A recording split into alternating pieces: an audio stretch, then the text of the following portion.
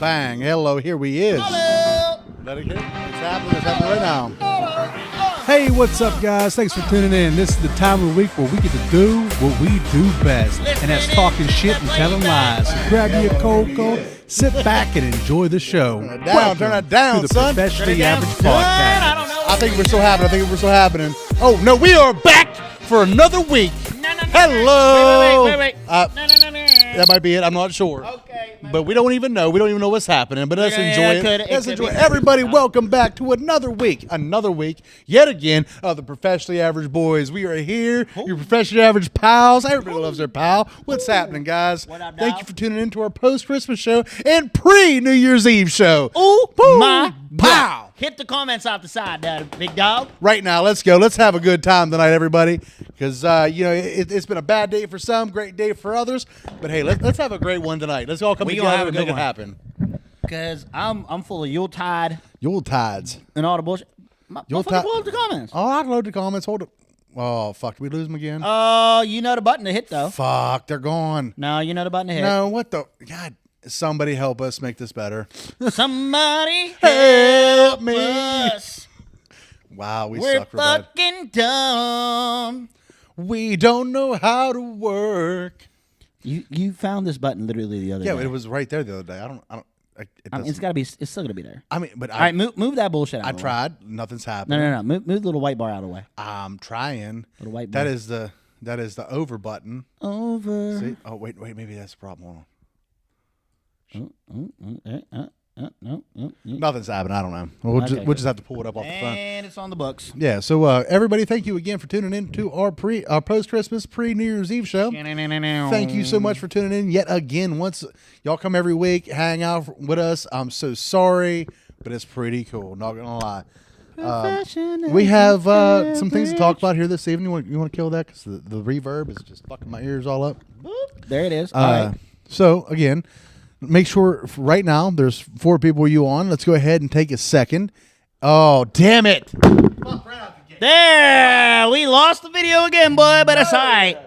It's okay. So, hope y'all had a happy Christmas, Merry Christmas, all that good stuff, Yuletides, and season's greetings and whatnot. But you still got some time, still doing some good, and now that the Christmas season is over, the New Year's is about to be coming in, New Year's. and that New year, new me, baby. No, Oh. lies, false. Stop it. I hate that. I hate New Year's resolutions. Everybody's like, you know "Oh my what? God, I'm a be a different." Actually, you know what? You're gonna be Hold- the hold same bitch with a different. Hold fucking that thought. date Hold that behind thought. you. So listen. Let's go ahead and start with the fact that I hope everybody who tunes in has had a very Merry Christmas with your friends and your family Been there. and those you care about. Done that. After that, I hope you also got everything that you needed. Don't care if you got what you wanted, but I hope you got what you needed for Christmas from your friends, your family, your mom, whatever. $1 million. Except for $1 million, cause ain't nobody getting that. I need that. We definitely need that. I need that. Yeah, I could use like 2 or 3. I can use a couple. Yeah, if you got a couple extra mil laying around, I'll take it. Yeah, we'll do it. And hey, we can make this show like a huge production with that kind of money. Like, you can watch your money be used for good. It at would this be point. like wrapping up a turd in a tuxedo. Yeah, I mean, it's fine. Either way, it's Content still tux. be shit, but it might be in like a Michael Kors tux. You know what I mean? Yeah, that's what I wore for my wedding, dog. I was in a Michael Kors tux. Michael Kors stocks. That's the one I liked. I was like, I'm a hat at. They're like, oh, that's Michael Kors. Like, You couldn't get a Michael Kors if you were fucking Michael Kors. Why does Nicki Minaj have some of the hardest lines that hits? because she's like that, dude. She's like, listen, I don't care who you And then are. like Cardi B straight stole her limelight, and now she ain't shit for no, nobody. I don't care who you are. As soon as that Nicki comes on and super bass. It's boys with the boys with the boom assist, the top down AC with the cooler system. When they come out of the dog, she be saving up. She got stacks on deck like you saving up. Real, he deal. He might get a bill. My brothers that ain't got a rack, got a bill. My style coat, he's always in the air, but he never like goat. He a motherfucker trip. All right, we gotta stop before she fucking copyrights. Yeah, us. we about to get hit But with like, I'll oh, tell you you what, said though. you 20% of your fucking revenue is going to this. Fucking you, fucking Tony, you ain't right for that one, boy. I have to pull it up because I can't see. 'cause What's the our difference comment feed ain't between working what's the tonight. difference between Jesus and a hooker? The face you make when you nail them. Oh, come on, man! You can't be saying shit like that. It is literally. He did the it day right his after birthday, Christmas, bro. though. He didn't do it on Like, Christmas. No, we're gonna skip 24 hours and then make some sound. Come on, dude. Yeah, he was like, it's long enough. man. It's almost the 27th. Fuck it. God dang, son. I wish we could get the comments up because I hate looking at my phone, man. I do too. Figure this shit out, dude. Dude, I can't, man. I don't know how to Click the fucking button. shit. Click the arrows. Hold on, wait, the fuck it. Where, there it is. All right, so You need to move the little white bar out from the arrow. yeah, but it doesn't do it. Look at this. Yeah, but get it out of the way. It hiding won't something. move. Some busted ass. Somebody help me. Oh, busted ass software. Oh shit sucks. You need to click something. I don't know how to make it work. We need to watch a YouTube video how to pull up the comments on this bitch. View, window. Don't even tell me. Hey, it won't tell you shit. Like, I'm just gonna start clicking buttons. Fuck it. What's this? Click the button. So schedule stream. Nope, we don't want to do that. What's this? This is probably analytics. Analytics? Yeah. Nope. Notifications. No. Nope. Nope. That's not it. Nope. Anyway, Anywho, I'm gonna click around. click around. Click around. So- Click around. Click around. Yeah, New Year's Eve's about to go off. It is. It is. Just a It's couple days coming from now, it's gonna be happening. 2025, please do not make any New Year's resolutions. 2025. You're not going to keep them. Yeah. You're not going to do we it. already said our piece for Christmas, so now it's on New Year's. God. Listen, so Don't I try to hit the do gym it. as regular as possible. What do you hit it with? A sledgehammer because That's I hate about it. what I hit the gym Because with. I hate it. I looked at the hit it gym with- and I was like, I hit the gym with a hoagie, bro. Like, pow. yeah. Let me eat that real quick. Don't Yeah, you know pick what that I'm shit saying? off Here's the ground. my thing. Here's my thing. Here, I'm all for physical health and well-being. Sure. I get that. You know, be healthy. Be do you, right? You do not need to look like The Rock to work at Build-A-Bear, okay? I'm sorry. If your life does not constitute that level of physicality, you don't need to do that. What if I want to do that? Why would you want to do that? What if I do? Well, why? Because as some people's, like release from reality, man. Y'all need to get a Yeah, I reality. mean, y'all like, need to touch, as the kids say, touch some grass, get a reality check. See, my question is, You work in tech support. You do not need a six-pack. I mean, they should probably definitely be hitting the gym if they work in tech sports. They have a sedentary lifestyle. I mean, like I said, healthy, fine. Be active, bro. Active, Be active. fine. Active. I don't care how active. You don't just need to look like active-ish. Arnold Schwarzenegger in the freaking 90s to defrag somebody's hard drive. You know what I'm saying? Like, that's just crazy to me. Yeah. All these dudes are like, what do you do for a living? Yeah, man, I'm like a life coach, motivator. No, you're not. Nobody gives a shit. It's okay. Sorry, but all you people that are like a little round, you're like, damn, I'm going to get to the gym this year. Don't waste your time. You're not going to do it. And you know why? Because you'll be miserable. As soon as you start going, you're like, everybody's like, oh, man, you're going to feel better. No, you won't. That's a lie. No, you won't. You do. You do. You don't. You do. Because you know what's going to happen? You're going to go there. You're going to get up. Going to get up early before work. Go to the gym like 2-3 times, maybe a week. I don't know. And then, you know what's going to happen? You're going to get sore. And then once you get sore, you ain't going to go no more. Sore equals no more, Yes, because you're not that's wrong. what You're not happens. wrong. And then you know what you're going to do? You're going to go back to the same shit that you did in 2024. How about this? Be a better human. Maybe not you could be in a slightly better shape. Slightly better. Take manageable goals. Baby steps. You ain't got to go to the gym. Maybe walk. Fuck, I'm too old. Maybe to see stand shit. up. Maybe do something. I don't know. The other person's like, I'm going to swear off alcohol for 2025. 2025 might suck. And alcohol helps everything. I don't know what you're talking about. There has never been a problem I haven't solved with alcohol. You know what I mean? Oh, he's clicking around. Boys and girls, he is clicking I'm around. clicking shit, and I'm trying to make something happen so we can see what y'all I'm are just saying, saying. I mean, like, you know, it's all bad. Elias, fuck you. Why would you wish that evil on me, with Ricky Bobby? You tell Tony about himself right now. Did you see what he said? No, I didn't see what he Matilda. said. Don't say it again. That's like Beetlejuice, bro. No, I already said he said it 3 times. Shit! You guys are my favorite. And of course, everybody who is from Uniontown knows who exactly we're talking about. Everybody from Uniontown right now just got their skin to crawl and their buttholes yeah, tightened like, up a oh little my God, bit. no, please stop. Don't talk about Oh it. my God. No, she's a nice lady. Oh, she's super nice. During daytime hours, I'm sure. Yeah, maybe. Maybe not during drinking hours, but like daytime hours. I want this, man. I don't know. That thing is fucking me I don't know. up. Well, I didn't restart the computer this time before we started, so. That's the It's like I got too much shit on a fucking web browser, man. I got too much shit happening. So many tabs. I got little Indian people from India making fucking 3D renderings of our logo. We got a bunch of stuff happening right now. Like that. We're trying to make it work. Like one day at a time.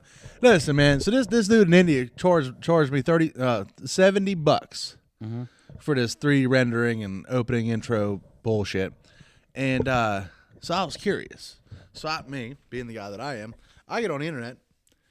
Hey, Mr. Google, currency exchange, Indian rupee to USD. We paid him $70, our money. What do you think this dude made his currency? $3 billion. 6,000 Indian rupee. We just fucking paid this man. That might be cool. But it cost us next to nothing. That might be cool for Like him. I told Justin in our group chat, I said, if I'll ask him if he could. He said, no, that's really not my thing. It's cool. I'll have somebody off of Fiverr do it for next to nothing USD, but retirement in their currency.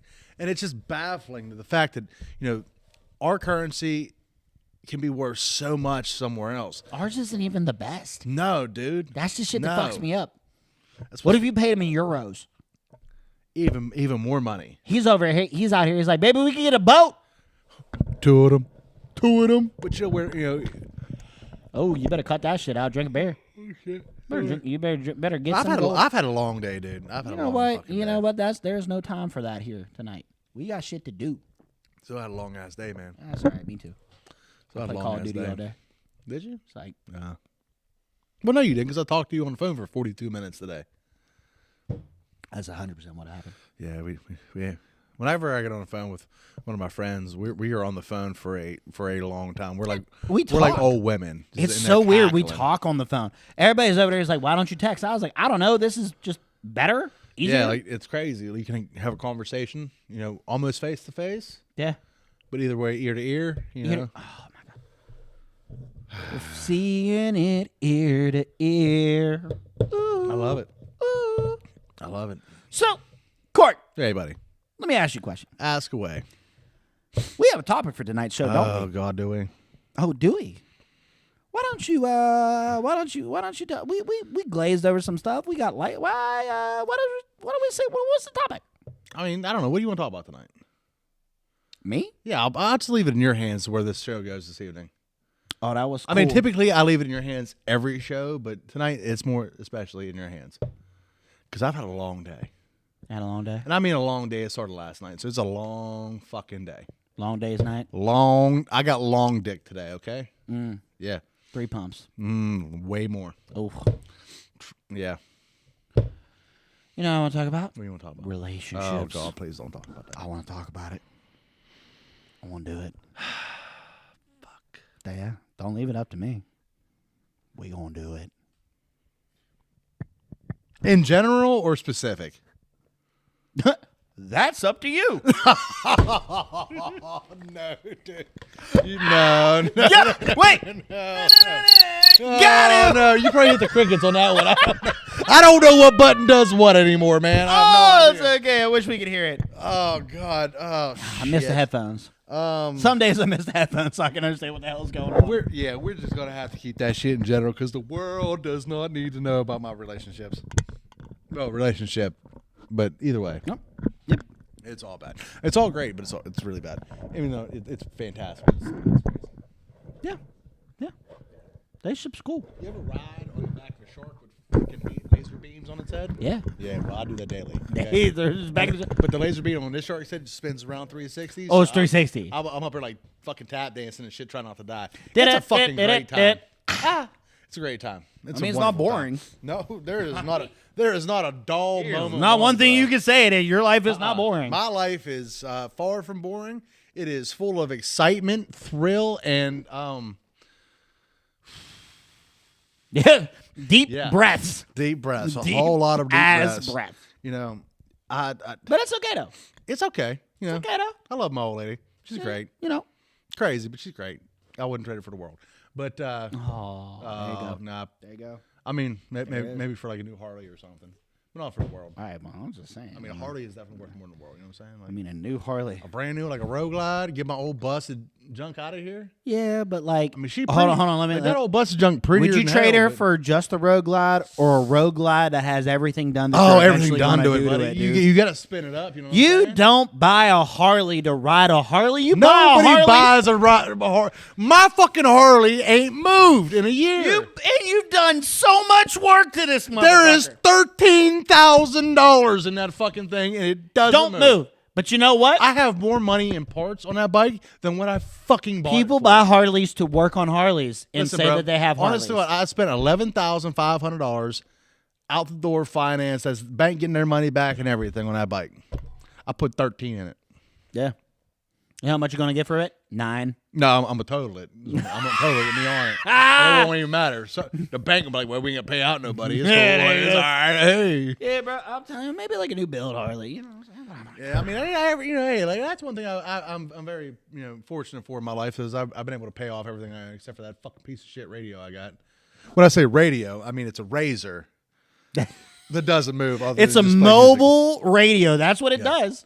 It's nice too. I was looking at that shit the other day. I'm like, man, this would be fucking cool to use. music. I mean, it would be real cool to use. I was like, can I borrow this motherfucker? And I mean, you can borrow it whenever you want. Just I come down and get it. don't actually think it'll move. You just have though. to move the lawnmower, the dragon, the bike, everything else around it, but you can get it whenever you want. It's a Razor. That shit'll go right up over that joint. Come on, man. You know how hard it would be to explain that to my insurance company? Not hard at all. Somebody broke in the shop Oh, my God. and 4-wheeled over all my stuff.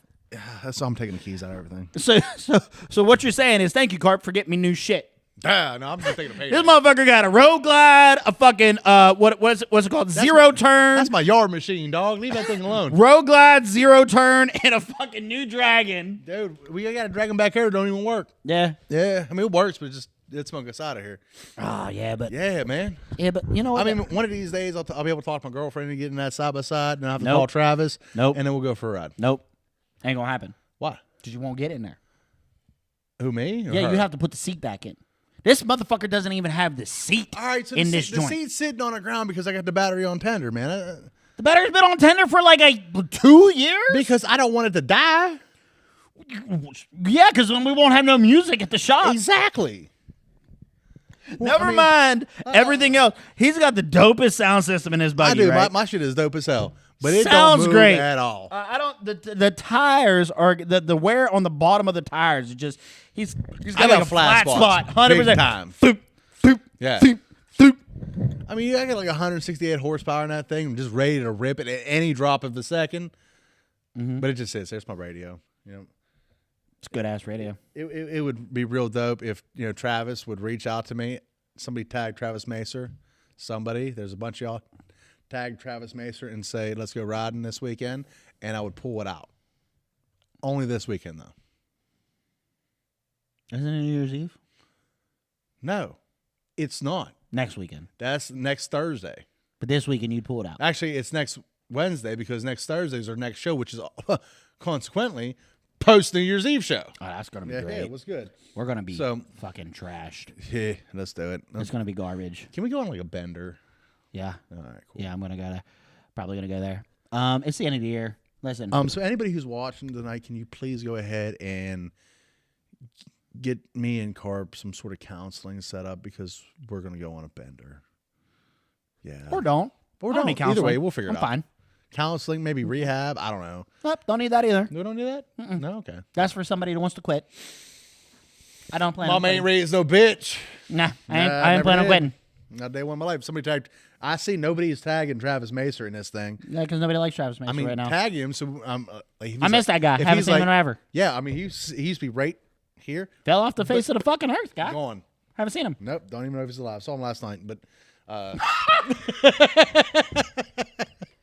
saw him last night. Don't know if he saw him last night. Yeah, But I saw him last night. But either way, reach out and say hi, motherfucker. I tried a couple times. motherfucker. Hi, motherfucker. Hi, motherfucker. Some fries, motherfucker. Deep fried, motherfucker. Thick thighs, motherfucker. Inside, motherfucker. Blue eyes, motherfucker. Too wide, motherfucker.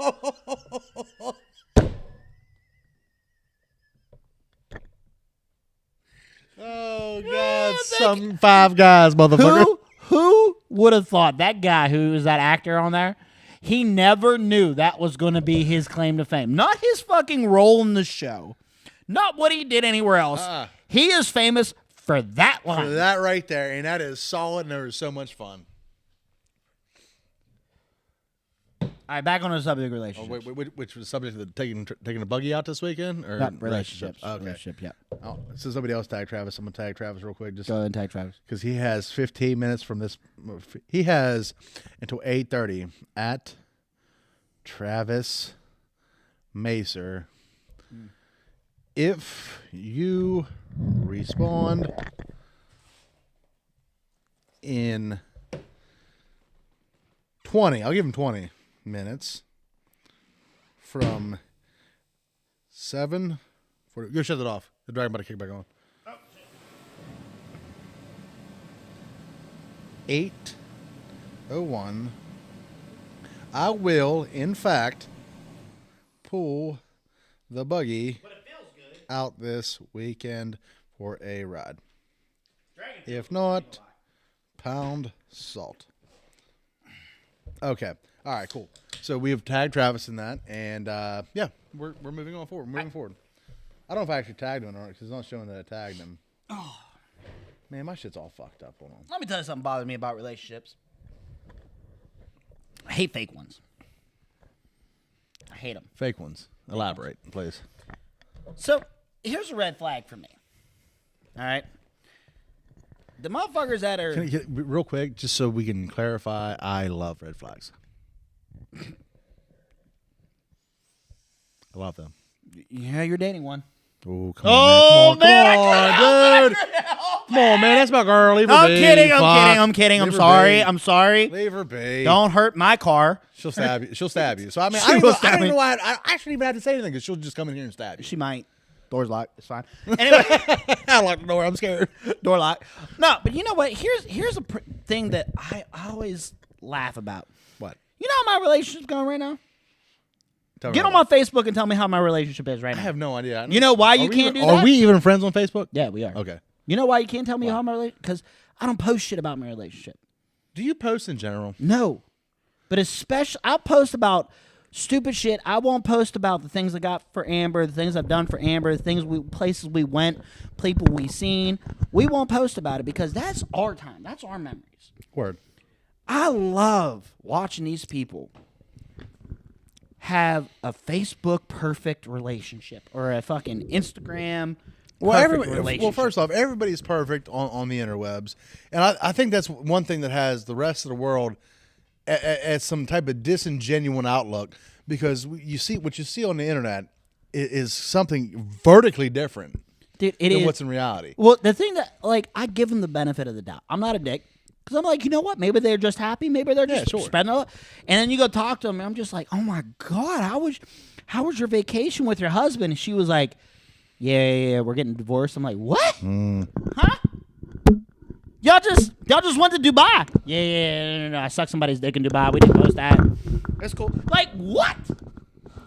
And then, like, you see these people that are always fucking just fucking geeked and so happy and just, oh, my God, I love my hubby, And then I'm like, where's he at? I don't know. What the fuck? Like, because it looks like to me that y'all are fucking, like, dream. Y'all are goals. And Poster children. Huh? Poster children. Don't post your children either. No, I'm saying poster children. Like, I was going to say, don't post your Do not post your children. Listen, that is one thing, real quick. You have kids. You don't post your kids. Absolutely fucking refuse. And I don't care what y'all think about it. I will not post my children on social media because I know for a fact, without a shade of doubt, that there's some fucking creepo on my Facebook that will look at that picture in the wrong light, and I will want to drive there and do horrific things. Yep, don't do that. So therefore, yeah, like, I'm good. The internet doesn't mean much. The poster children couple that are falling apart. I'm just like, then why do you post that, dude? For what reason? Do you post, like, you know this shit's in the toilet. Like, you know it. All right. So why is it so important for everybody else to think the shit ain't in the toilet? Just be real with it, because here's the reality. They see you. You do shit. Everybody knows there's shit in the toilet. It's fine. No one cares. I'm not talking about anybody specifically. I'm just like, you have this tendency to just spin out of control. I do. And you spun out. The shit bothers me. Okay. I mean, I'm with that. It bothers me too. So other thing. All right, what it is. Other thing about relationships. You do not need to post pictures at the gym if you're in a relationship. Period. Fucking I do none. not agree with and that. I don't care if it's the guy side or the girl side. Guys do not need to do that. Girls do not need to do that. Here's the thing. So there was a point in time, I have a lot of gym pictures in my phone because I was one of the dummies that had a New Year's resolution. I'm going to go back to the gym. Yeah. I thought you were like in there cleaning or something. No. All right, I wasn't sure. I actually ain't in bad shape. Yeah, you can look at me like, it's crazy. Go ahead. I take off my clothes. You be like, this would be like, all right, Carbide. Woo-hoo! Yeah. You fucking Pillsbury Doughboy. Until I put it in, you're like, woo-hoo. You know, I don't look bad with my clothes on. I'm just going to put it out there, all right? At least to me, I'm happy with what I see in the mirror. I get out of the shower. That's all that matters, man. Bro, sometimes I get out of the shower. Bro, my vanity mirror's right there, like my medicine cabinet and shit. And I don't know why, but I look good wet, boy. I can look good wet? Oh, my God. With the Now, let me ask you this. Is that a good dick day? Or is that a GDD or a bad dick day? It's any day. I don't know what it is. Because, I mean, listen, fellas, let's be honest. There's days where we have good dick days. Good dick there's days are days that we don't. Like, some days I'm like, God, where you been? And there's other days like, oh, I can't show you. I can't show you to nobody. I send that shit directly to Amber on good dick days. I'm just like, babe, GDD. And she's like, boy, let me see it. She gets excited for me. Amped up. She's over there because you know what? She's over there because she's on the fucking team. Yes, dude. King. She's over there. She's like, that's a great picture of you, babe. Yes. You Got a great dick. Great dick day. Need that. Hello, set it here. But I tell you what, sometimes I get out of the shower and I got some real estate up here. You know, I'm a little furry, whatever, right? Yeah, it's all right. I get none of that. I can't grow hair to save my life, bro. I tell you what, when I get out of the shower and it's shit's just I'm drying off and I do one of these and everything's over there, I'm like, oh my God. Amber, if you're watching, do me a favor. I was like, I get why I need you. I need you on this, and it's gonna sound really weird, but I gotta see this in action. Next time he goes to get a shower, tonight, tomorrow, whatever, go in there and just record it because I want to see him get out the shower like, oh yeah, dude, with some real dumbass look on his face. Oh no, you know I'll even do the dumbass poses. I'll get out, my hair all wet, and it's not a lot there. I'll get out, glasses off. You know what I'm saying? I'm gonna get out. Get out of the shower. Go. Oh no, you don't, Daddy. Do it. Work that shit, Daddy. Oh, I push my round into abs. I go. I go. Pa. And then I engage. For all the males watching, if you are around or you don't feel like you're in shape, I'm gonna give you man cheat codes. Okay, this is exactly how you look sexier in photos. Okay, this is actually plays into relationships. You want your girl to be excited about you, and you look like shit. You do these couple things. What you doing? Life's happening. Step 1, suck it in. So you're in, right? Yeah. Step 2, say it with your chest. So you're in. Now your chest is out, right? So now you're here. Right? Yeah. Step 3, engage the lats. If you're not sure how to do it, put your arms back, pull them forward, and boom. Now you're like this. Now you got chest, abs, lats, and you look like a whole fucking refrigerator right now. You just big body. Straight up fridge. Big Not body. a line one, but what's up? With the one hand, you're gonna have, because you're up here, it hurts because you're out of shape. So you're in there and you're holding the phone with this hand. Don't look like you got paint on your face, so like you're sucking and you're flexing. That'll throw the whole vab off, right? So you sit there and boom, you're out here. The other hand, you want to subtly just flex the bi, just little, or what you want to do is, since your lats are out, put your arm closer to your body, and it'll pop your shoulders out. And by default, your biceps. And next thing you know, you got shoulder caps, biceps, lats, chest, and abs, and you look like a whole donut. If I had some sort of way to figure out how to put shit on the screen during the lives, I would literally post the Pillsbury Doughboy sucking it in, because that's a whole ass picture on the internet. All right. Yeah. Click, anyway, and next thing you know, waterfall panties are happening. Waterfall panties. Waterfall. No way. They're over there. They're like, because you know what happens? What happens? Because that shit's inside of you. The shit's there. It's inside of you. There's always right. there's There's always, shit on the outside, Yeah. but there's actual shit inside. I you, know. right? I just and put you it just before got to we know started. how to bring that shit out. You know what I'm saying? Well, I did that before we started. I brought that shit out. You did. You did. He Straight took a up, giant 100% poop. brought that shit out. Took a giant poop. Yep. And that's how you lose weight. Everybody's over there want to change their diet. I was like, don't change your diet. Just eat half of what you do now. You know, that's the hardest part because that's where. Just eat. You want a double I mean- cheeseburger? Maybe eat one instead of two. Listen, my we're guy. completely off topic, but you know that's one thing that I struggle with: cheese and chips and cheese, the queso, the salsa con queso. So over at the house, I got 2 fucking jugs of salsa con queso. You know how long that should last me? 1 jug per day. I eat the whole thing, and you know what? I don't even feel bad about it. I feel like straight shit after, but I don't feel bad about it. Shut up, dude. I can still see my wiener. Fair enough. That's all that matters. As long as it's big enough, you see a winner. Yeah, I mean, I don't know if big enough, but that's, I got a question for you. say what? Go ahead. Holler. What is your biggest That's pet thanks. peeve in a relationship? My biggest pet peeve? Biggest pet peeve. In general, not specific. In general, I tell you what. While you think of yours, I'll start mine. No, I got it. Oh, you got it? I got it. All right, go for it. PDA. You don't like PDA? So hear me. Hearing you. You have the couples that are overly displaying affection in public. I don't like over. like almost like, hey, look at us. I don't like over. Yeah, don't do that. And it's and normally when that's happening, there's a reason why. There's somebody in the bar that somebody is trying to like, hey, look at me type of shit. So I have an issue with that. Like regular PDA, like, hey, we're in the bar, you're sitting on my lap, whatever, we're hanging out, I'm kissing you a little bit here and there, and your arm around you, whatever, that's fine. But it's the over the top PDA shit that rubs me the wrong way. I got. Like you over there in the corner, like, I got to pause you for a second. That's weird. I do like some PDA shit. And I like PDA. Like Amber wants to come up and kiss me in the bar. no, Love so, that. so you're looking at it wrong. But here's the thing. I'm saying the Hold over. on. Like you on my lap, straddling me, facing me, just Yeah, don't do sucking that. my face off. But no, I there's like a reason why you're doing that. sometimes. So like, let's say for example, there's like you said, there's somebody in the bar that you're trying to whatever. Sure. I like petty PDA. I love petty PDA. Holler. Love it. Explain. Elaborate, please. Your ex right is now. there, Okay. right? Well, that goes back to the same thing as like over PDA. No, Overly PDA. no, it's not over PDA. It's like your ex. It's petty PDA. Your ex is there, right? They look over at you. Sam Hunt literally made a song about this. Yeah. I just want your ex. Looks over at you, and your girl goes over like this. Your ex sees you. Your girl sees her seeing you. Uh-oh. Goes like this. Amber ain't worried.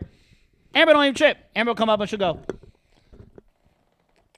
I thought you were gonna kiss me. I was hyped up for it. Oh wait, we've done that before. Ain't And no then weird. Amber in the most gangster way, she'd be like, "Mine, bitch," and give it the look. And it's one of those things. I love that shit because Amber makes me feel. Oh wanted. God damn it! Travis came in way too Makes early. me feel wanted.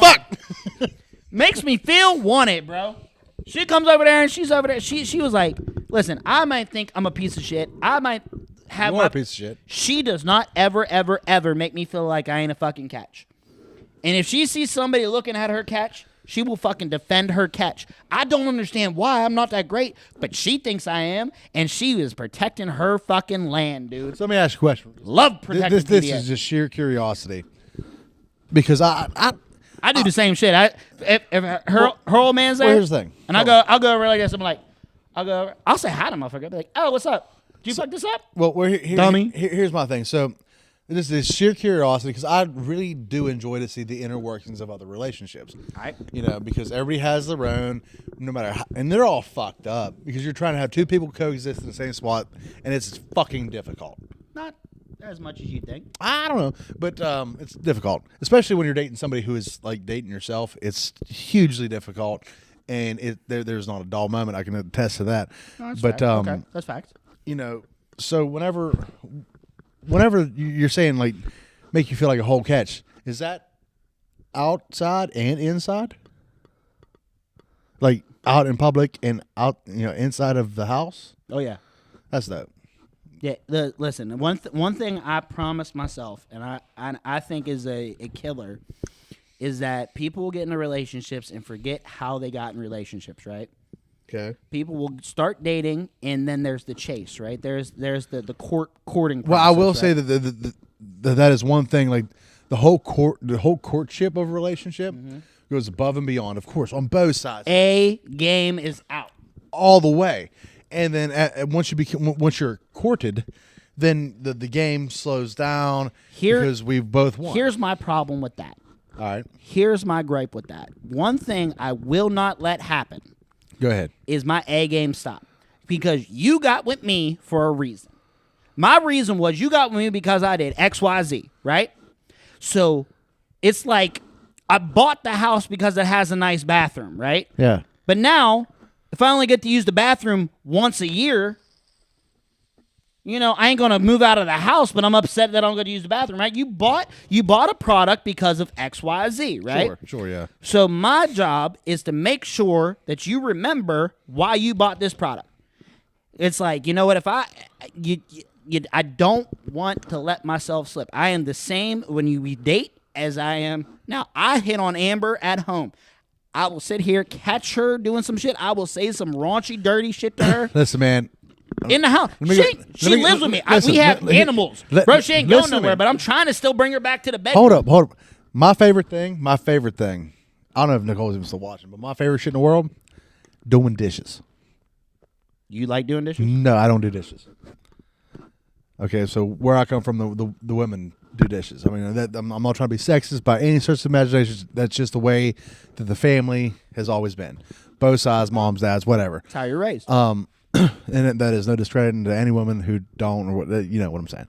But my favorite time of the evening, post dinner, is doing dishes.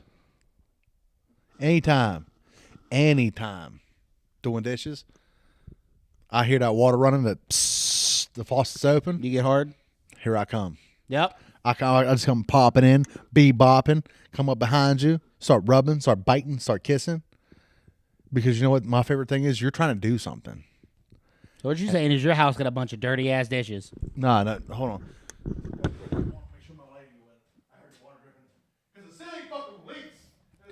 Mother, I thought it was Tony there for like 30 seconds. I was like, he's in the van. Shit. But no, like my favorite thing is literally doing the dishes. I'll come up behind you, start biting, nibbling, kissing, rubbing, tugging, doing all the things. Because you're trying to do You're like a whole Little John song. Yeah, straight up. You could, Lil Jon, go ahead and market that. In the bathtub, rubber dubbing. But so I mean, like you think about your old lady's trying to do a very simple task. It's not hard. While I'm doing all this, I'm looking over the shoulder to what, like, you get that pan. You're out here scrubbing that pan, like.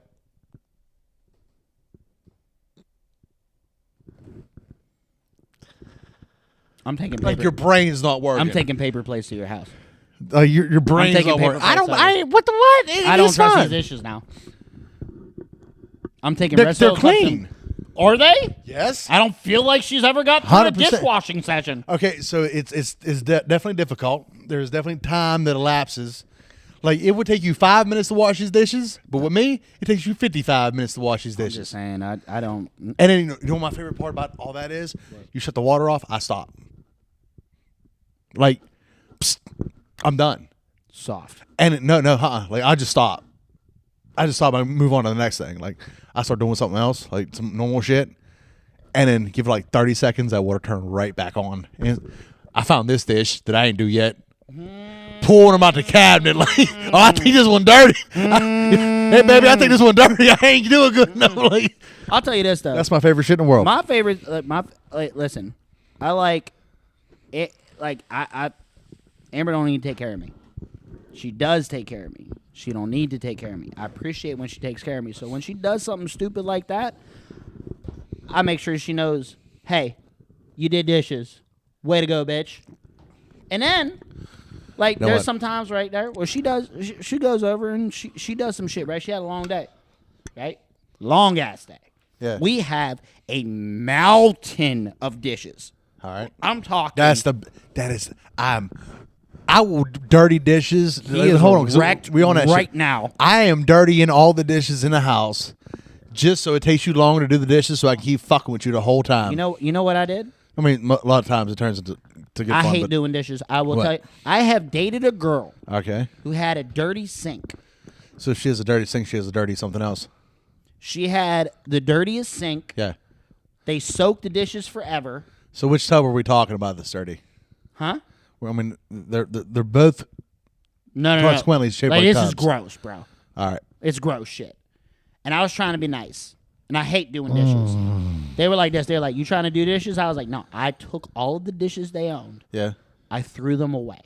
Oh no. I threw every dish out. Oh, that's gross. We lived like a college kid because we acted like college kids. Okay. Good enough. So when they came home, they had styrofoam plates, plastic forks, spoons, and knives, and everything because they know how to throw shit away. They ain't know how to do dishes. I hate doing it. dishes. Yeah. Word. But Amber had a long ass day, mountain of dishes. Only thing she kept doing, she's like, "Oh no, babe, we can't do anything tonight because I got to do dishes and I do this." And I'm like, "It's cool." So Well, that's why you come up behind her when you be doing the dishes. No. I did all the dishes. Nah, bro, you gotta let her do the dishes. Nah, while you do know your why? thing. You know why I let her? Because she appreciates. Because You're I mi- know you're what miss- she appreciates. You're missing what I'm saying. Like that, you got to swerve up behind her while she be doing it. While she put out the scrubbing with the scrubby thing, and you just be and kissing and shit. If I go up and swerve up behind Amber when she's doing the dishes, I'm gonna die. No, you just don't say nothing. You just like they see you in the window because weirdly there's always a window Always a in the kitchen, window.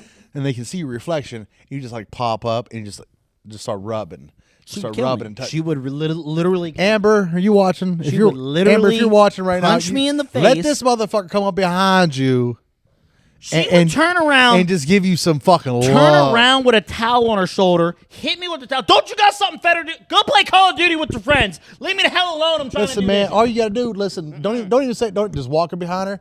Take your hands, pull the hair back, and flip it off to one side, and just start biting her neck. And then she punched me in the face. Nah, dude, start at the neck and work down your back. She punched me in the face. The next thing you know, you have her. Why do you want me to have? And the physical next violence? thing you know, you have her up on that sink. You know, I promise you know what?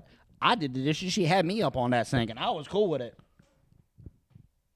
Yeah, I like that. yeah. I'm doing dishes for a while. She went like that, this. That is some, She came home.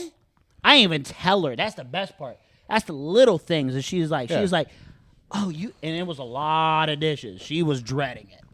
I did the dishes so she ain't have to when she get home. She'd come home relax. I made sure she came home. House was clean. She ain't have shit to do. She ain't nothing to complain about. She could relax. yeah. And I'm over there playing Call of Duty. All right. Straight up. Got the bros on the mic. Yeah, we got 2 on C, blah, blah, blah, blah, blah. Amber opens the door. She's like, shut it off. Come here. I was like, okay. Angry. And then she stopped and she was like, you about to get fucked. And I was like, okay. Okay. Yes, Yeah, bitch. you know what? That's what she likes. I don't have to understand. That's the other thing about relationships. A lot of people try to understand some shit. Don't try to understand. It's not yours to understand. Okay? Your job is to fucking do it. Okay? That's it. Listen, Amber does some shit that I don't fucking understand ever. Ever. I'll never understand it. If I took a month to try to figure this shit out, never understand it. My job isn't to understand it. My job is to just fucking do it. Don't question it. Don't try to bring any logic into it. Just do some shit. Sometimes you're going to do something for your partner that you're not going to understand. But all you need to understand is if you do this, this will happen. She'll be happy. He'll be happy.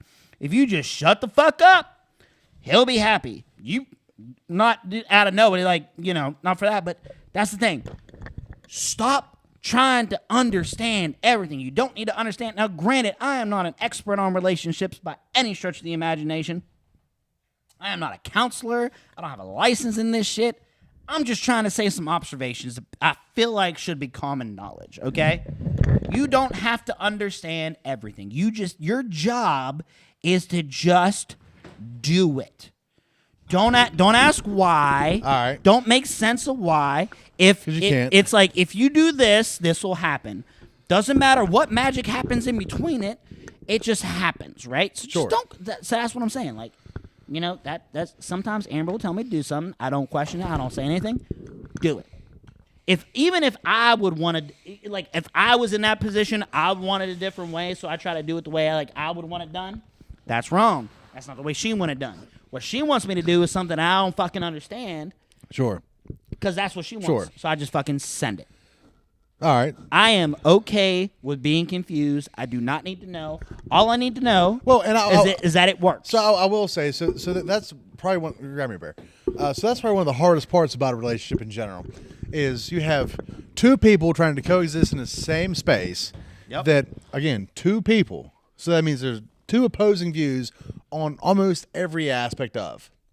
You have your perception of life. She has hers, right? Mm-hmm. I mean, there's no way around it. We can't shake that. We can't get rid of that. That is just actual fact.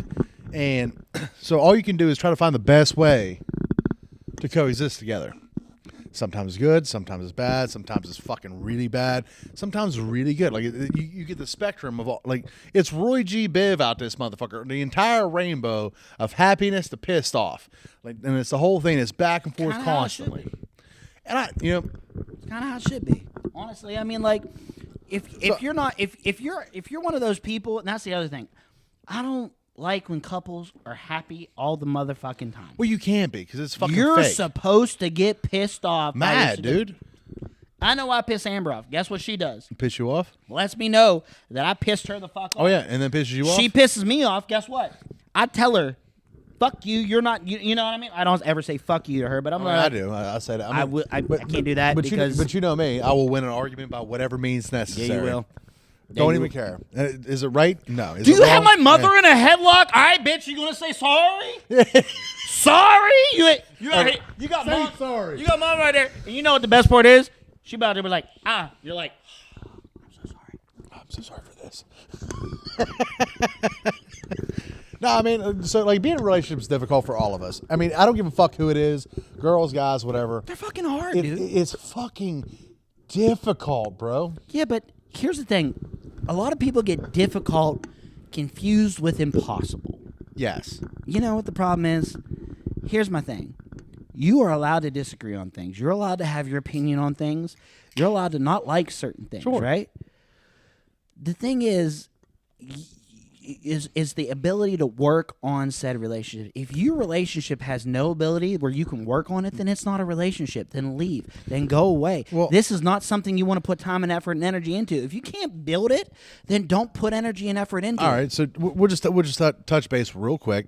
I don't really want. I'm not really don't want to dive in because she'll be mad and all that stuff. So I'm not Don't even talk about yours. But no, so for everybody who's watching, everybody in this goddamn town knows I'm in a new relationship.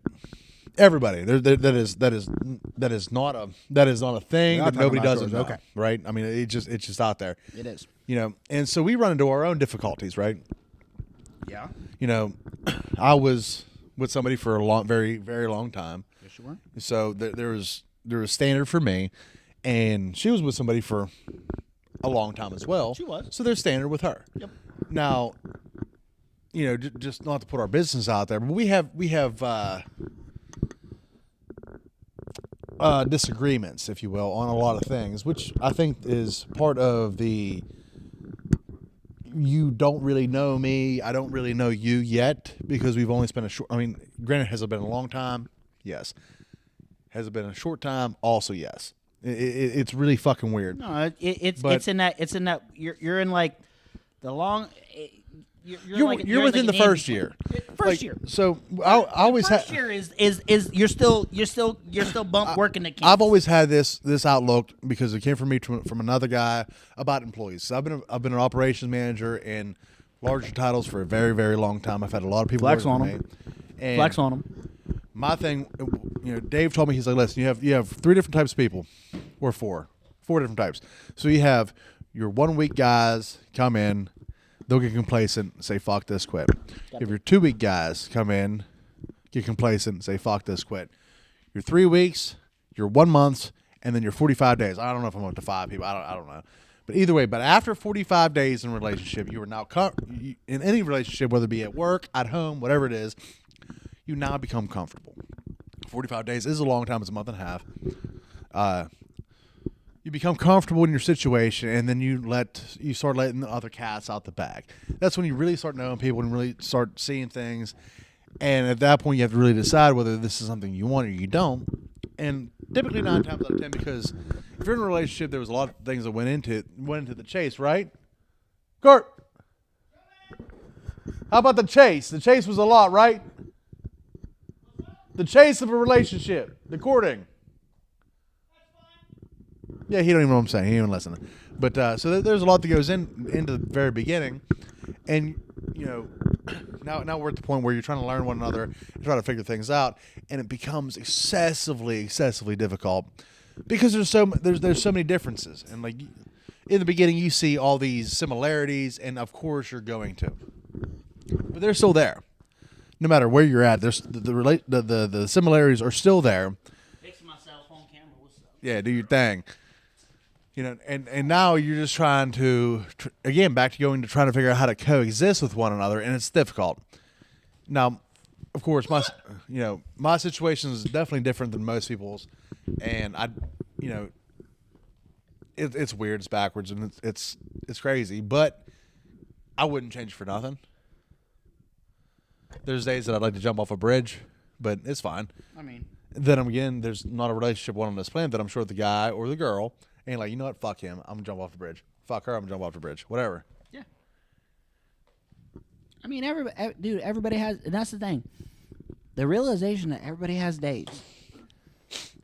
That understanding where you're at in a relationship, that shit drives me nuts. What bro. if you don't know where you're at in a relationship? Well, that's the problem. Figure out where the fuck you're at. Well, okay, all right. So Figure out where the hell you're at. let's talk about that for a second. So what if you don't know? What if there's so many underlying factors that either A, make you scared, or B, make you feel inadequate? Well, let me tell you this. If you're asking me, Yes. there's underlying factors that make you scared. And there's underlying factors that make you inadequate.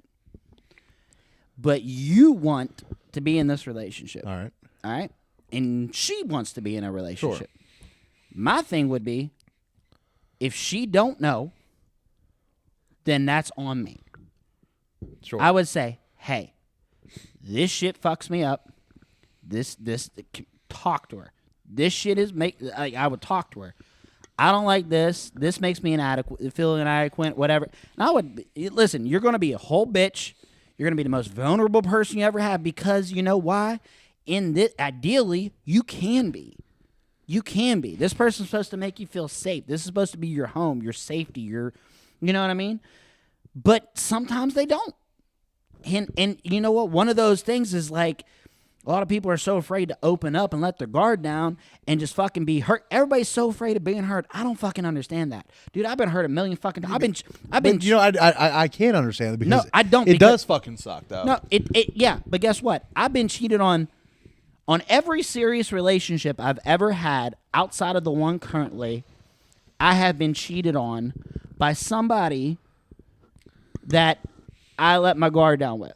Now, normally, what people is whenever they get cheated on or they have something like that, they are very reserved. Their guard is up. They don't want to feel that hurt again. I don't think that's true. Here's my thing. Whenever I don't let myself be hurt, that's when I failed, right? Because if I'm able to be hurt, that means I'm open. So, like I always say this, you got to flip a coin. You can't let the fear of getting tails stop you from getting heads. You got to understand, you got to be open. You're going to flip that coin. There is a 50-50 shot this person's going to wreck your shit. You're either going to be as happy as you ever been, or you're going to be miserable as fuck. And if you don't want to feel miserable as fuck, you don't ever want to feel that again, you're never going to feel the heads. If you don't want tails, you're never going to get heads. You got to flip the coin. You got to be okay with it. Because here's the thing. Whenever you stop feeling like whenever you decide, I'm not going to do that, you're never going to get what you want until you open yourself up to be fucking devastated. Amber, at the drop of a hat right now, will fucking crush my world. I'll be in a depression. I will cry. I will fucking cry. I'll be a sad fucking sack of shit. But I do that because you know why? Because if I don't let myself be open to that kind of hurt, I can't be open to that kind of happy. And it is a scary fucking thing. But the thing that scares me more is not getting what I want, not getting that happy. Because if I'm shutting myself down and I'm not even giving myself a fucking chance, then I'm never going to get there. So, yeah, I got to be open. I got to be vulnerable. Yeah, you've been cheated on. Yeah, you've been fucking hurt, all that. So what if you're in a position that... Oh, God. Go. It's hard to even talk about it because it puts me in the same position. What if you're in a position that you have put that you know I mean, like, you actually know that this is gonna fucking hurt if it turns sideways. What then, Carp? Like, so what the fuck? Fuck it. What do I do then whenever I'm in a situation that I know I'm gonna get? I could potentially get my fucking shit ripped apart. Now you know me. Mm-hmm. You know me well. I do. You know me for a long time. You know me deeper than most of my people do, because we spent more time together. We've been on the road together. We've done it. There's a lot of driving. There's a lot of time talking. Troubadour, yeah, we got a lot of hours invested into this relationship. Like we're not talking like, I'm closer friends with you than anybody else. I'm just saying, like, in general, we've spent a lot of fucking time together, especially on our fucking Eastern American road trip. Not only that, every single day. Time I open my eyes, the time I close my eyes for like 2 months every day without missing a beat. You are there every fucking day. Yeah. So I mean, we just had the time. We just spent it together. It is what it is. So what do you do at that point when you're so fucking afraid of getting your fucking shit fucking ripped?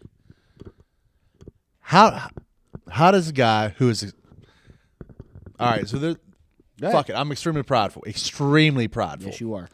And so just out of curiosity, how do I, extremely prideful male, go from a situation that I know I'm not going to get fucked up to somewhere that I feel more comfortable and more loved and all the things, but I'm in a position now where I can get fucked up.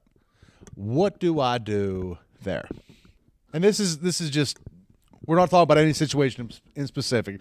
We're just using myself as an example to move on with the conversation. Again, no PhD, no license, no nothing. I'm not a therapist. I'm just a guy who does his best and tries. That's it. That's the only qualifications I have. If I was in your position, right? Yeah, sure. I mean, this isn't my position. We're just using. If I was in your example, right? It's you like I said, you got to see. Okay, like my thing would be, if I'm in that position, is the outcome what I want? I'm in this position, is the good side what I really want, right? I'd have to ask myself that first. Is this worth it? All right. Is this worth it? All right, I see where you're going. If I've deemed that this is worth it, you have to tuck that pride in. You have to be okay with the fact that you're going to get hurt. Make peace with that fucking demon. Make peace with that devil. Just say, you know what? Yeah, this is going to suck. This could suck. Because as soon as you do that, and as soon as you let that guard down, and it's going to be fucking hard and difficult to let a guard down like that. But as soon as you do, and you open yourself up to it, because you're opening yourself up to that 50-50 shot. Right now, with, like I said, you're very again, not your position, not your example. Yeah, exactly. Very prideful guy. Got all this, knows the shit. Literally, you could see the fucking train coming to fucking run you over, right? Okay? Yeah. But you also have to see the little switch there at the side of the track that could divert the train, right? So you see the train coming full bore at you, and you see the switch, and that person has the switch, okay? You have to trust that other person gives a shit about you enough to hit the switch, not let you get run over by the train. So you're saying that guys in whatever position should just go out here and trust fall. You got to. I don't think you could be successful if you don't. All right, so cool. I really don't, because you know what? I'm with you there, but you're asking a male, not me in particular, just anybody. A male. You're asking a male to go out on a limb for something that he doesn't know if he can trust or not. Yeah, because you know why? Because men are stupid. We are stupid. We are dumb. But we are also calculated and logical. Well, so in the sense of being calculated. I'm not saying women aren't, I'm just saying in general. No, in the sense of being calculated and logical, right? Yeah. You can have, as long as you see the outcome, right? If that is what you want, do not make it harder to get what you want. That's my thing. That doesn't seem logical to me at all. If I want this, I don't want to put roadblocks in my way. I want to just get there and get to it. You know what I'm saying? Yeah. So if I know, because I'm a man, I've calculated it, I figured it out. That's what I want, right? Yeah. So if I have from path A to B, I know I want to get to B. I don't think it's smart to throw obstacles in the way of B. All right, so what if you can't? So most males, and I will say this is definitely me more than maybe anybody else, because my pride gets in my way a lot of times, people. My pride will get in my way like you would not believe. That's why it's one of the 7 deadly sins, dude. Yeah, well, I understand that. I mean, it's get that. literally like I get it's a that. deadly. It's Whatever. a 7 deadly sin, bro. All right, so my pride will get in my way almost every fucking time, and I'm not even going to try to hide or shield that from anybody. That is my fucking that is my fault. That is my failure, but my fault, my failure has also been some of my greatest achievement too, because of my pride. You know, you've worked with me. You've seen the things that I've done. You've seen how how I operate, know, based off of just strictly, hey, JJ's done it. JJ can do it. Yep. So I'm extremely prideful because that's all I know how to do. Pride in that sense. I mean, but it's still just you're holding your pride to a certain standard of its own. There's a difference between having pride in the work that you do and letting your pride, being proud of what you've done, has never gotten in the way of you doing a good job. No. Your pride has never gotten in the way of you achieving a goal, and like in your work. So use that in the same context. You can be prideful in the work that you've done because you know why you take pride in the work you've done, because you know it's good work. You know the shit is right. Sure. Right. That's that because you got it. You did it exactly right there. Your pride has never been an obstacle. The problem, pride is not a bad thing. You can have pride in yourself, your whatever. When your pride becomes an obstacle, that's when it's a problem. If your pride is an obstacle, push the obstacle to the side, because you can still have pride, because you know what else you can have pride in? You have pride in reaching your goals, achieving an outcome, right? Well, and that's all a relationship is. If you're achieving an outcome, the way you achieve an outcome, you can be proud of the fact that but that's what I'm saying. Did that. It's still the same thing as no matter if it's for work or you turn towards a relationship. There's it's not. There's an outcome to all this. Yeah. Whether it be marriage or fucking at the end of it all, death. There's some sort of outcome from your relationship, whether you be together, together, not together, dying together, whatever it may be. There's some sort of outcome. So, for guys like me, again, prideful as fuck, don't take your biggest strength and make it your biggest obstacle. That's what I would tell the guys that have that. Your biggest strength that you have thrived on and relied on, right? Do not take that, because you know how big that is. Do not let that fuck up, because at the end of the day, the only thing that matters is the goal. So let's play devil's advocate real quick. Play it. So what if you are letting it fuck it up? Then what? You what? What if you are letting your pride fuck shit up? All right, because again, we have to play devil's advocate. Okay. And I know there's way more guys out there that are like me than not. That will let their pride fuck all this shit up. I would ask. I'm not saying that my shit's fucked. I'm just completely You're in saying. general. Yeah. So here's what I'd ask myself. If I'm in that position, my pride is fucking my shit up. Yeah. Am I happy? Sure. Am I really happy? Yeah. If you're happy and you're okay with your pride fucking up your goal, don't change. But if you are genuinely not happy, and it is something that if this is something that if like you're okay with your pride getting in the way of this goal, then cool. All right, so that's not a real goal. So within all this, in the same aspect, it is harder for guys to live than it is for women, right? There's a lot. It's a lot harder for us men, because we're held to a standard that is, thank you, internet, almost unachievable. Oh yeah. So you have the internet out here, and people only post the good. or the excessively bad, right?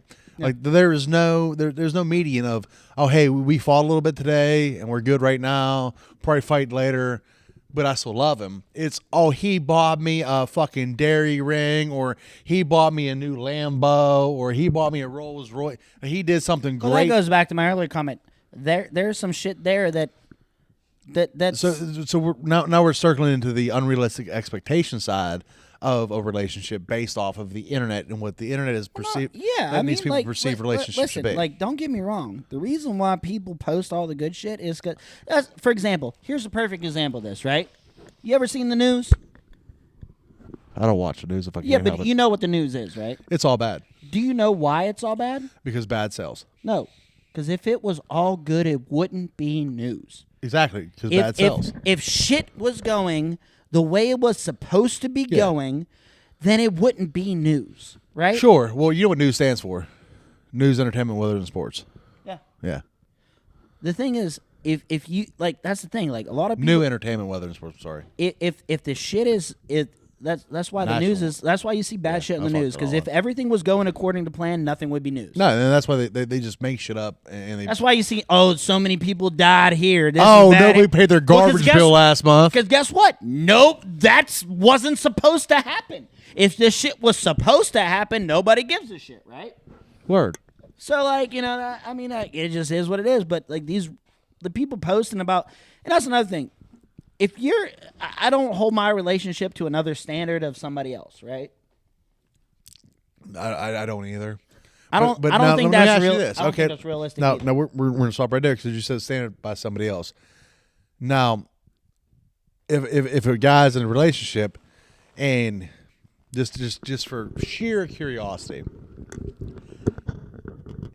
he feels that somebody else has received more, no matter to what retrospect of the relationship from said female, what does he do there? So would that not make him feel inadequate? Or would that not make him feel like, would that make him feel like, okay, well, she says she loves me and she wants to be with me, and now, but then you find out that somebody else got more? Then how's that supposed to make you feel? I'm not saying that's mine. I'm just saying in general, like, trying to think outside the box for this conversation. It's designed. That comment is designed. All right. In essence, that comment is designed to get something else. That comment is designed to get something else. Because here's the thing: if this fat motherfucker, in fact, did that good, right? Yeah. Where is he at? Sure. That sounds like the better option. Sure. Why aren't you there? Sure. So that comment is designed to get something. So there's an underline to that comment, and is it designed to make you feel inadequate? Yeah, that is 100% designed to make you. That is set up to make you feel like shit. All right. So if you're in a relationship, now I will say this out of my own playbook. Again, I will win an argument by whatever means necessary, right? And that is one of my deadly flaws, and I can't help it. If I feel like you're winning, I will figure out a way, say what I got to say to make you lose. Mm-hmm. I'm sorry. I don't know how to combat that. I really don't. I don't know how to change that. Again, I don't know how. That's just me. I will win by whatever means necessary. Mm. And typically whenever I do that, it all goes bad. It's all bad. Because at that point, I'm now mad, and I no longer give a fuck if you're upset or not. You know what? You know or what? What you know what would I help say that? will hurt you. You know what would help that? Huh? It is okay. It is okay to lose. Do you know why? You really have to go in depth with this. Yeah, it's okay to lose that argument. Deep. Go deep. It's okay to lose that argument. Why? Because here's the thing. Think about it. Warfare, right? Yeah, The Art of War. I read it twice. Read it twice. All right? Some battles were lost, right? It's okay. Yeah, you lose this battle to win the war. You sacrifice this team to essentially win the war. It is okay to lose a fight to achieve the outcome that you want. Because here's the thing. By you losing that fight... You gotta I need a little bit deeper because I gotta get me more. Because you losing that fight may, in fact, all right, get you closer to the outcome that you want. Okay. See, that's the problem. Everybody thinks it's a win-lose, right? Well, I mean, The way it's set up is a win-lose. it's a big picture. It's not set up. You got to look at it as a big picture I can goals. disagree. Big picture goals, man. You know what? Every war that has been fought has not had 100% win rate. No. There's been casualties on both sides. Sure. Every time. Sure, I can sympathize. Yeah. There is the reality is, even though there's casualties on both sides, one side always won, right? So just because your side took a couple casualties this fight doesn't mean you're going to lose the war. It just means that you put yourself in a position where, and you know what the stupid thing is? Sometimes that loss for you isn't really a loss. Because now the person that won feels better. In the next fight, probably easier. You know what I mean? But it's one of those things it's retreat to fight another day. Win the battles that deserve to be won. Camera's about to go off. Yeah, win the battles that need to be won. But if you take a loss on the stupid shit, take a loss on the stupid shit. Who gives a fuck? Nobody cares. This is still pushing my agenda. This is still forwarding my point. I'm not if it's football, I'm still not losing yards. Just because you tackled me and I didn't get a first down, I still gained 2 or 3 yards. It's fine. If you take if you have to think about wins and loss, if you take a loss, if you lose an argument, and at the end of the day, the result is better than if you would have won the argument, well, take the L. Why? Because it's better than what if you would have won. Okay. That's what I'm saying. All right, so again, I'm going to spin this back to me. I don't want to take an L.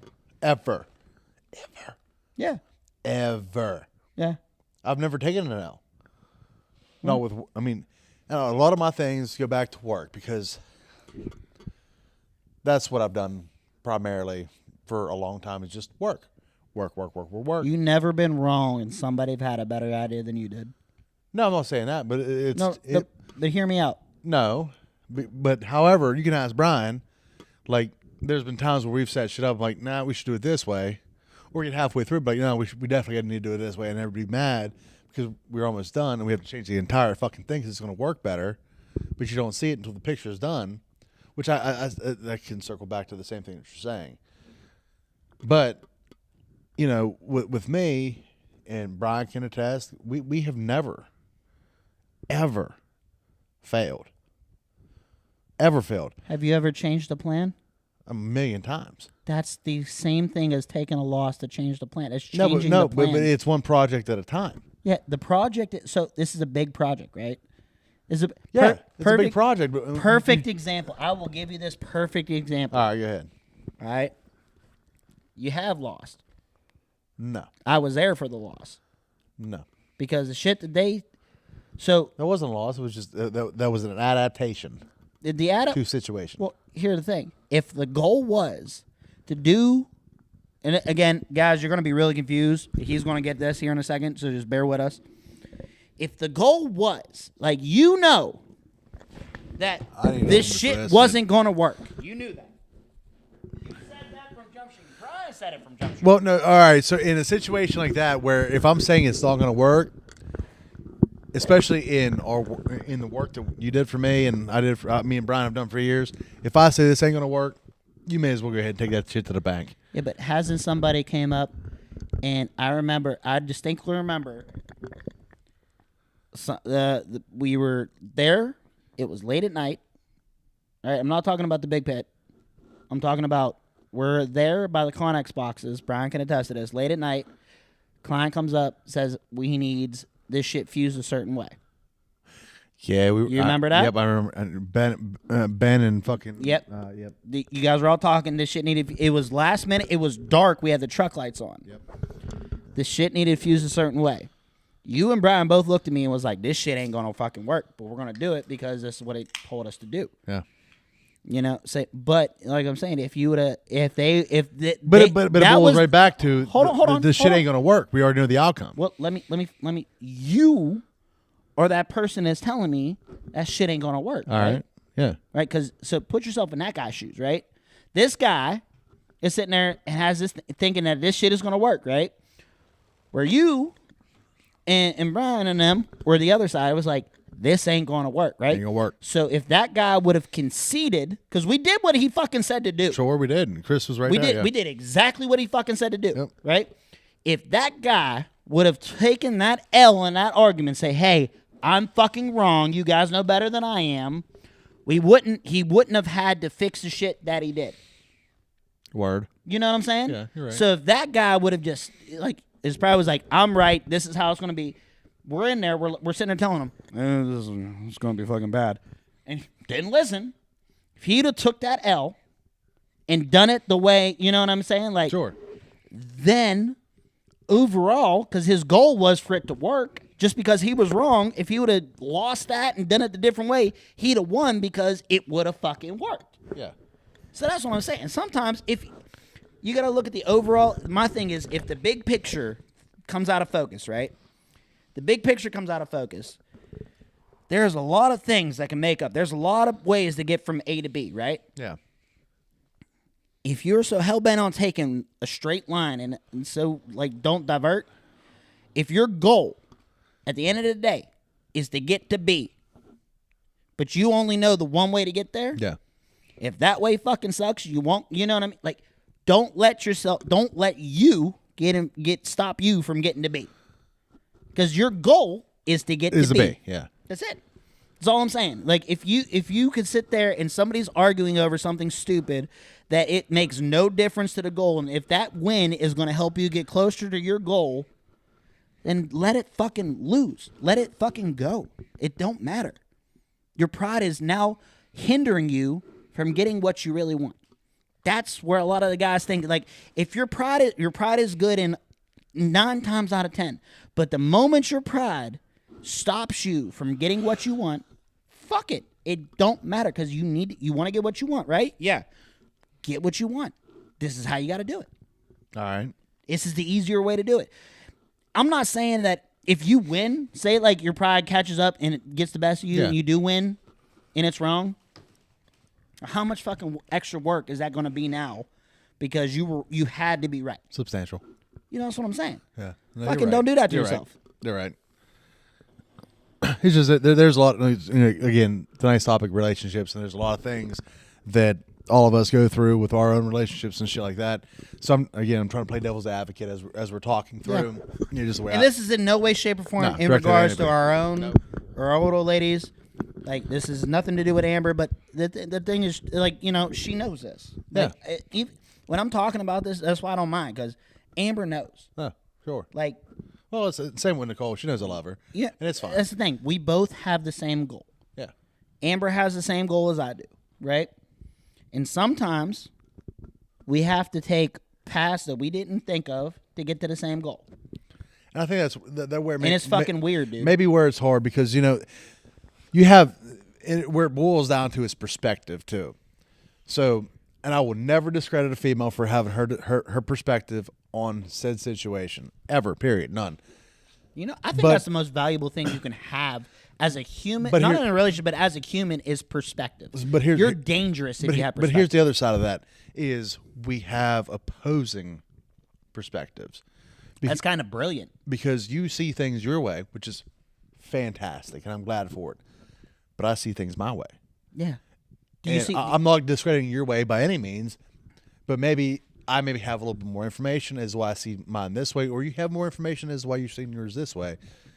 And whenever you should try to talk about things like that, like, hey, listen, this is why. Do you understand? No. Am I asking you to understand? No. No. But I need you to understand that this is why I'm doing X, Do you know? or I'm doing Y, Z, A, B, J, that is J, K, is L, M. really cool that you said that, because one of the most important things that I've learned as an adult and as a human being is perspective. I took a class when I was in college. Yeah. I'm listening. I'm going to pick. Go pee. It was perspectives on communication. With my professor, shout out to John Drew McGukin. This guy was an OG. He was brilliant. And Dr. McGukin, Drew, if you're listening, man, if you ever find this, man, I just want to let you know you killed it. You're a great guy. And you're brilliant. He was one of my professors. He was awesome, right? But the class was so important because it wasn't just about what I was learning, but it was about life. Perspective is something that is invaluable to the human race. If you can see something as something or see it as that something, it's like you looked at pictures, like some people see a duck, some people see a rabbit, right? If you can understand how some people can see it, that's a rabbit, then you're ahead of the game. Be able to see both. Understand how, like, okay, I can understand why you'd be mad about that. I can understand why you'd be shit. If you understand the perspective, that gives you so much power and so much ammunition and so much clarity to do better and to navigate the fucking ins and outs of what it is. That perspective is everything. Your ability to see somebody else's perspective is key, because a lot of people that disagree and they argue, they don't have the ability of perspective. Because All right, so let me ask you this. You said navigate. Makes me think about ships and shit. So, and we're going to have to navigate our ass to the shop. who navigates the relationship? Like, who is the captain of the relationship, Carp? Both of you. Well, you can't have two captains. Well, no. You guys are co-captains. All right, so That's where you got to understand. all right, well, hold on. Because you want to have co-captains. So where it gets fucked up is the rest of the boat gets confused, right? The rest of call it arms and legs at this point. Your fucking hands are getting confused on a boat because Captain Carp said one thing, but Captain Amber said another. Okay. So how do you combat the fact that both parties are actively trying to be in charge? Well, the fact of the matter is both. So here's how I combat that. Okay. So in the example of your arms and legs, right? Let's say you have the right side, she has the other side. Sure. The idea is for the whole body to work together. Okay. And you know what the hardest thing for the human body to possibly do is? What's that? Walk. Yeah. By math and science, we shouldn't be able to walk on 2 feet up and down the road. But we do it every day. People run marathons and all kinds of shit. That's what I'm saying. But by math, we can't do it. Just like a helicopter cannot fly by math. Math says it cannot fly. Yep. But they do it every day. Every day. Medevac, you said it every day. Yep. Personal helicopters, whatever. It's something that stands outside of the realm of actual mathematical possibility. So, again, like, what do you do there? Like, and I'm going to ask you that for me. If you're both trying to be captains, Yeah. you can both be captains. Okay. Well, Be okay with being a co-captain. Be okay with being All a right. first mate every once in a Now, while. let me again. Because maybe sometimes, maybe you're good at making the body run. Maybe she's good at making the body stand still. All right. There are times where both of you have expertise on that can do it. And it is okay to fucking let somebody take control and you to be the first mate. Because, again, the end result is for the body to function. If both of you are fighting, the body don't function, No, and it is of course beating not. the purpose. So sometimes, so you're in again- control, sometimes she in control. Now we're Co-captain We're that going to shit. step out of this scenario. That's why the left brain and right brain are both in my head, but they work together. Okay, unless you're on mushrooms, then it really does work together. It's really wild. You should see the brain on mushrooms. Bro, it's listen, crazy. somebody told me about microdosing the other day, and I was like, It's a real thing. I almost got surprised. Did I tell you So the story left about and how- right are two opposite sides. Did I ever tell you But about with mushrooms, they're the all time? one. It's Did I ever fucking tell you about wild. the time I Check got that shit out. surprised microdosed? Huh? I got You know surprised. we're not even talk about it. We're on. I gotta tell you real quick. No, we ain't. I want to hear it. I ain't gonna do it. Okay. Okay, Yeah. this is me losing a battle to win the war. Fuck you. In practice, motherfucker, I practice what I preach, Fuck you, dude. What up, dog? I can't remember where I'm going. I can't remember where I'm going with your shit. All right, so now I will use my own situation at this point. And Send it. Okay, so you know me. I've been in charge of a lot. Yep. Our standard yard held $10+ million in parts Yep. that I was accountable for. Yes, you were. We had in our heyday when shit was wild, we had 300 guys, 2 states, I was accountable for. We had pumps, parts, shit, all kinds of stuff happening that I was accountable for. Me. Nobody else for whatever fucking reason. Somehow it was all on my shoulders. I really still don't understand that. You were the scapegoat. I was a scapegoat. Shit got fucked up. They had somebody to blame. Had to blame it on me. They was like, they ain't say shit to Dave. They ain't say shit to Bryson. No. They ain't say shit to Chuck. They said but shit say to you. to me. Like, you know why? Because the company went like this, but like, we're good. He said okay. If something fucks up, Cork Diggity's on the line. All right, so you take a guy who is so used to be in control and in complete charge of all aspects of his life, because work is my life. Yep. And we'll touch on that here in a second. But what does a guy like that, like me, who's in charge of so much shit on a daily basis, do whenever he feels like he is no longer in charge? Be okay with not being in charge. But whenever your life says you are in charge and you have to do. But Life's not saying that, though. But the rest of life is. Yeah. You're so used to doing that, but keep in mind, here's the thing. You know those motherfuckers you just named? Yeah. They I love them all. But they did some shit. Yeah, sure. Guess what? The ship operated. You were at fault. You were responsible. Sure, I was the captain of the boat. But those motherfuckers were responsible for helping keep the boat. The captain Sure. didn't sole purpose keep the boat afloat. No, but he the one taking And guess what? he the one taking the hammer for everything. You gonna take something? You gonna take something away from Chuck and all them? Never a day of my life. Then don't be ashamed to be in Chuck and them. But I mean, whenever you're so used to being in charge, and Don't matter if you're what you. then you got somebody who's like, "Nah, bitch, I'm in charge." Now what You're in a different situation. You started at a new company, bro. You started at a new company. You ain't at the top of this company. You a cog in the machine in this company. So now you Chuck. But I got hired as operations manager. You did. But guess what? You know where you function the best at? Your job at the end of the day was to make sure that ship fucking sailed, right? Yeah.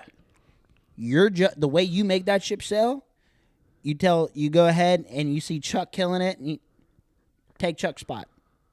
I only say Chuck because that's the only name I remember you saying. I'm gonna be honest Chuck. with you. I think I threw Brian in there too, but whatever. Well, Chuck. I like Chuck. I met Chuck. Chuck, I miss fucking Chuck. Chuck's Chuck, if you're listening, He's a cool fucking we're going guy. to dinner, dude. Did we eat with him Chuck, before? somebody, fuck nobody else. I'm gonna tag him right now. Charlie McLeod. We're going to the fucking Wonder Bar, and you're finding our fucking gift certificates right now. Dude, I remember meeting Chuck. Chuck was dope. Chuck, But that's what I'm Charles. saying, bro. If you got hired on as some shit, and the thing is, like, it's okay. Be a supporting character. Be a supporting character in your own. Because again, it doesn't matter what your role or title is, bro. Your job is the goal. That's it. Your job is the end goal, man. It don't matter if you've been in charge of 50 boats. You've been a captain for life, Emperor of the Sea. I'm gonna take it back to One Piece. Leave me be. But you an Emperor of the Sea. Yeah. If your goal is to reach the One Piece and you need to be a crewmate, be a crewmate. But what if you don't know how? You don't need to know how. You just gotta try.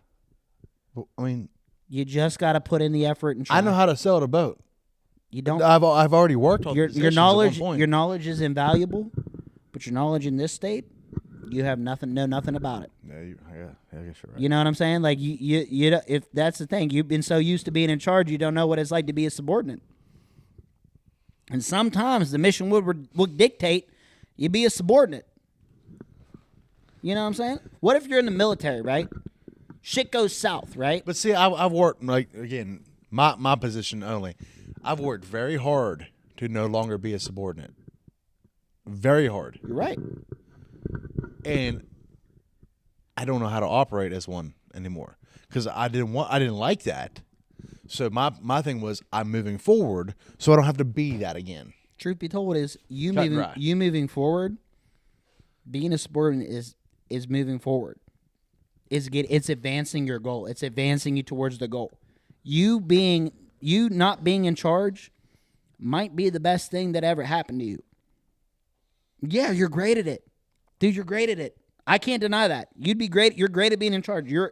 I've worked under you for a couple years.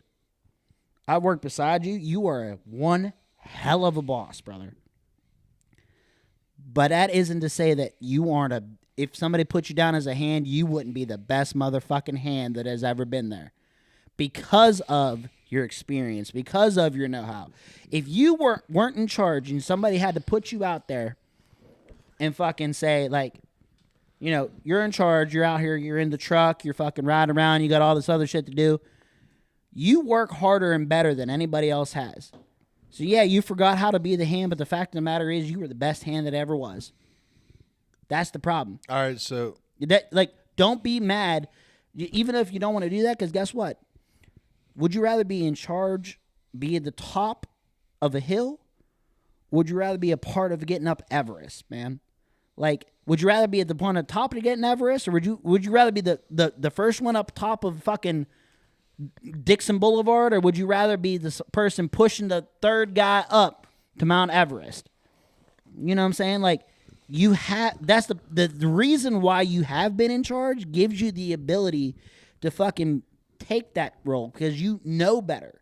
You know more than all of that. So whenever you're put in that position, you're going to fucking kill it. All right, so what if, for me, what if I'm scared? No, actually, fuck it, I am scared to take the back seat. What do you think's going to happen if you take a back seat? Well, just an experience from, I wouldn't say relationships. We'll use work, for example. If I ever take the back seat or say, fuck it, whatever, you do your thing, it doesn't work. It never works. So then I go, hey, we got to do my thing now. Have you ever met somebody that has done it better than you? No. Okay. Let me tell you something. And I don't say that with prejudice or bias. No, you say that with pride because you've earned that. Listen, you've earned the right to say that. I am whenever it comes to doing PE pipe, I don't give a fuck what application, I am the best in the entire fucking world. Period. None. I've had guys from Germany tell me that. I've had guys all across the country tell me that. Like, you're the best we've ever had. Here's the thing, man. And I know for a fucking fact I'm the best at what I do. There's going to be somebody that has a different and better idea than you do. Oh, sure. Maybe a better idea. It's okay. But not a better application. Don't matter. There might be. There might be. You know why? Because here's the thing. It's okay to be because you're so good at something, and because you've been through what you've been through, your experience tells you that when you see somebody making a mistake, it's different. It's okay to let somebody sit there make a mistake, because guess what? This person might come up with something way different than you, and it might blow your mind. To blow your mind would be incredible. Yes, sure right? would. But I'm just saying, like, if you're scared to let something happen, it is never gonna happen. If the result is for you, if the result is somebody is saying that they can get the result that you can't, Yeah. and you're looking at the fucking blueprints, shit don't add up. Sure. To you. Yeah. But somebody else is looking at you and is like, this shit works. Your experience would say, I'm not gonna do this because it don't work. I don't understand it. But if he's saying some shit that you don't understand, if you don't know if it's gonna fail you don't try. Sure. And guess what? If you fail, it's okay. If you fucking sit there and take an L, again, okay, because guess what? You gave yourself a chance to win. Right now, you're giving yourself a 0. Not you. No. But you give yourself 0 chance to win if you don't let something happen, right? That's like, for example, for me, a lot of times in my work, I am at the top of my field in what I'm doing now. I was at the top of my field in all my past experiences, not to brag, but you can look at my numbers, you can look at my stats, ask my employers. Except for one. I'll give you credit where credit's due. I've had hands that have been doing the shit longer than you did the shit, but you learn from the right fucking people, and you would smoke and I will say this with in full confidence, Keystone Clearwater. I know ain't none of you motherfuckers watching, but this fucking guy right here worked for me for a year. I did. And he will outwork and I'll fuse and I'll pipe every single one of your fucking hands. You goddamn right. Period. None. Because Goddamn he right. learned from the two fucking best people in the industry. I did it. Hands fucking down. I do it right every fucking time, guy. I would put that. I'd put a fucking bajillion dollars on I that. didn't have a choice. I had to do He it had right no every choice. time. He just did it. But we'll circle back to where we are on the relationship things. Relationship, like, look, man, it's a fuck. Like, it's a fuck situation. This shit can fucking suck. But if you don't give it, if you don't let it give it its chance to fucking succeed, because you're scared of what could happen, regardless. Like, if you don't give a project or whatever, if you don't give the shit chance, like, whenever I was working at a company, right, and they would say some shit. So, because again, a lot of the times in the company, I was boots on the ground, right? Yeah. Front lines. Yeah, I'm the one doing this shit. Not you, not the motherfuckers coming up with the ideas. I was the guy that had to deal with the shit, right? They would say some shit, right? We're going to do it this way. On paper, this shit is fucking stupid, right? Everybody, like, I use a certain telecommunications company. Yep. That I worked for quite a few times. Yep. The largest one on the planet. Yep. Yeah. They would put, I was internationally known at this company. I could walk anywhere in any store in the country, give them my name, and they'd know who the fuck I was. Not to toot my own horn, this shit is just factual. I have evidence to back it up. It is what it is. So, places that I worked at, they would put out a new policy, right? Sure. I know the policies. I know how I get them. Boots on the ground. I know how to go. They'd say, we're going to do it this way. People wouldn't do it. People wouldn't do it because they in their minds, they're like, this ain't going to work. My logic was this. This may not, in fact, work. Sure. Right? Sure. We have no evidence to say that this won't work because we didn't try it. Yes. If we never gave it a shot, we have nothing to go. So when we get in trouble for not doing this shit, we can't say because it's stupid. We can't say because it doesn't work because we never did it. Yeah. You have to give it a chance to fail. Or, worst case scenario, the shit fucking works. Right? You won't know until you fucking do it. So even though sometimes they said some shit that I fucking heartedly disagreed with, I did it. Because here's the thing. I know it was wrong. I didn't think it would work. Sometimes I was right, but sometimes I was fucking wrong. And it did. But that's the thing. If I never gave it its shot to do what it needed to do, I wouldn't have known. And that's the whole point. I think if you, regardless if it's going to be good or it's going to be bad, it doesn't matter if you don't give it its fucking time. You got to give it its day in the sun. You got to let it fucking do what it's going to do. Because until you do, you don't know for sure if it's going to be fucked. So, for, again, excessively prideful men, how the fuck do we go ahead and say, okay, you know what? You have your shot. And not be afraid to watch the world burn.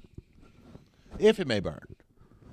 You know, the excessively proud. No, keep in mind, I have a lot of pride in me.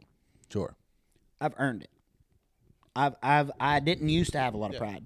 This pride was born off of fucking tattered fucking relationships, tries, friendships, work, everything. I have a lot of pride in the man that I am because I fucking earned every inch of what I did. Everything I've been through has made me who I am today, right? If I wouldn't have taken the biggest fucking wins that I've had is because of some of the losses that I've taken. Because here's the thing. Once I've taken that big loss, I haven't taken the same loss twice. Okay. In that sense, like, with everything, I got a little bit better. Yes. Did the same thing happen to me multiple times? Absolutely. Do you know what happened every time? I did something different. Yeah. Right? It wasn't the same formula every time. But if you're prideful, the thing that you have a lot of pride in is nobody has pride. Do you have pride in losing? Me? Do you like to lose? Well, I mean, no, I don't like to lose at all. So a lot of people that are these prideful men that want to get what they want. Yeah. Dude, I want to get what I want too. I don't want to be my biggest obstacle. So then how the fuck do you get out of... So you got to determine if that's what you actually want. Because if that's what you actually want, then you won't put yourself in the way of what you actually want. All right, so, I feel like a lot of guys... Better cut that shit out because we got two more beers coming.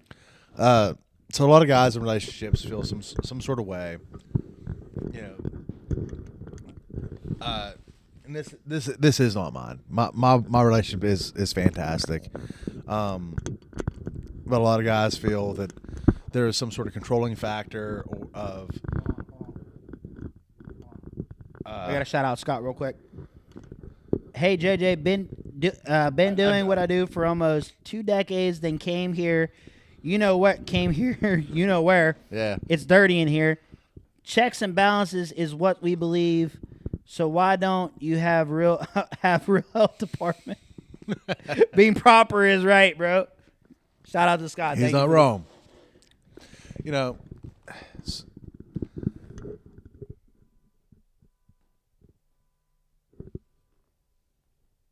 Okay, that's not us. That's not our shit. I was sitting there. I was like, damn it, babe. I'm like, somebody broke in my shit. Damn it. I was like, how you gonna take? I was like, listen, you could take it as long as you pay the payments. It's fine. That's right. Amen, brother. You can take my shit because I'm gonna get a payment. You know what I mean? Like, you Amen, can brother. have that motherfucker. I'm getting paid. I was like, look, you reckon I got Gap, baby? It's Let's fine, go, girl. It's fine. Nah, Lisa. I mean, so how do you?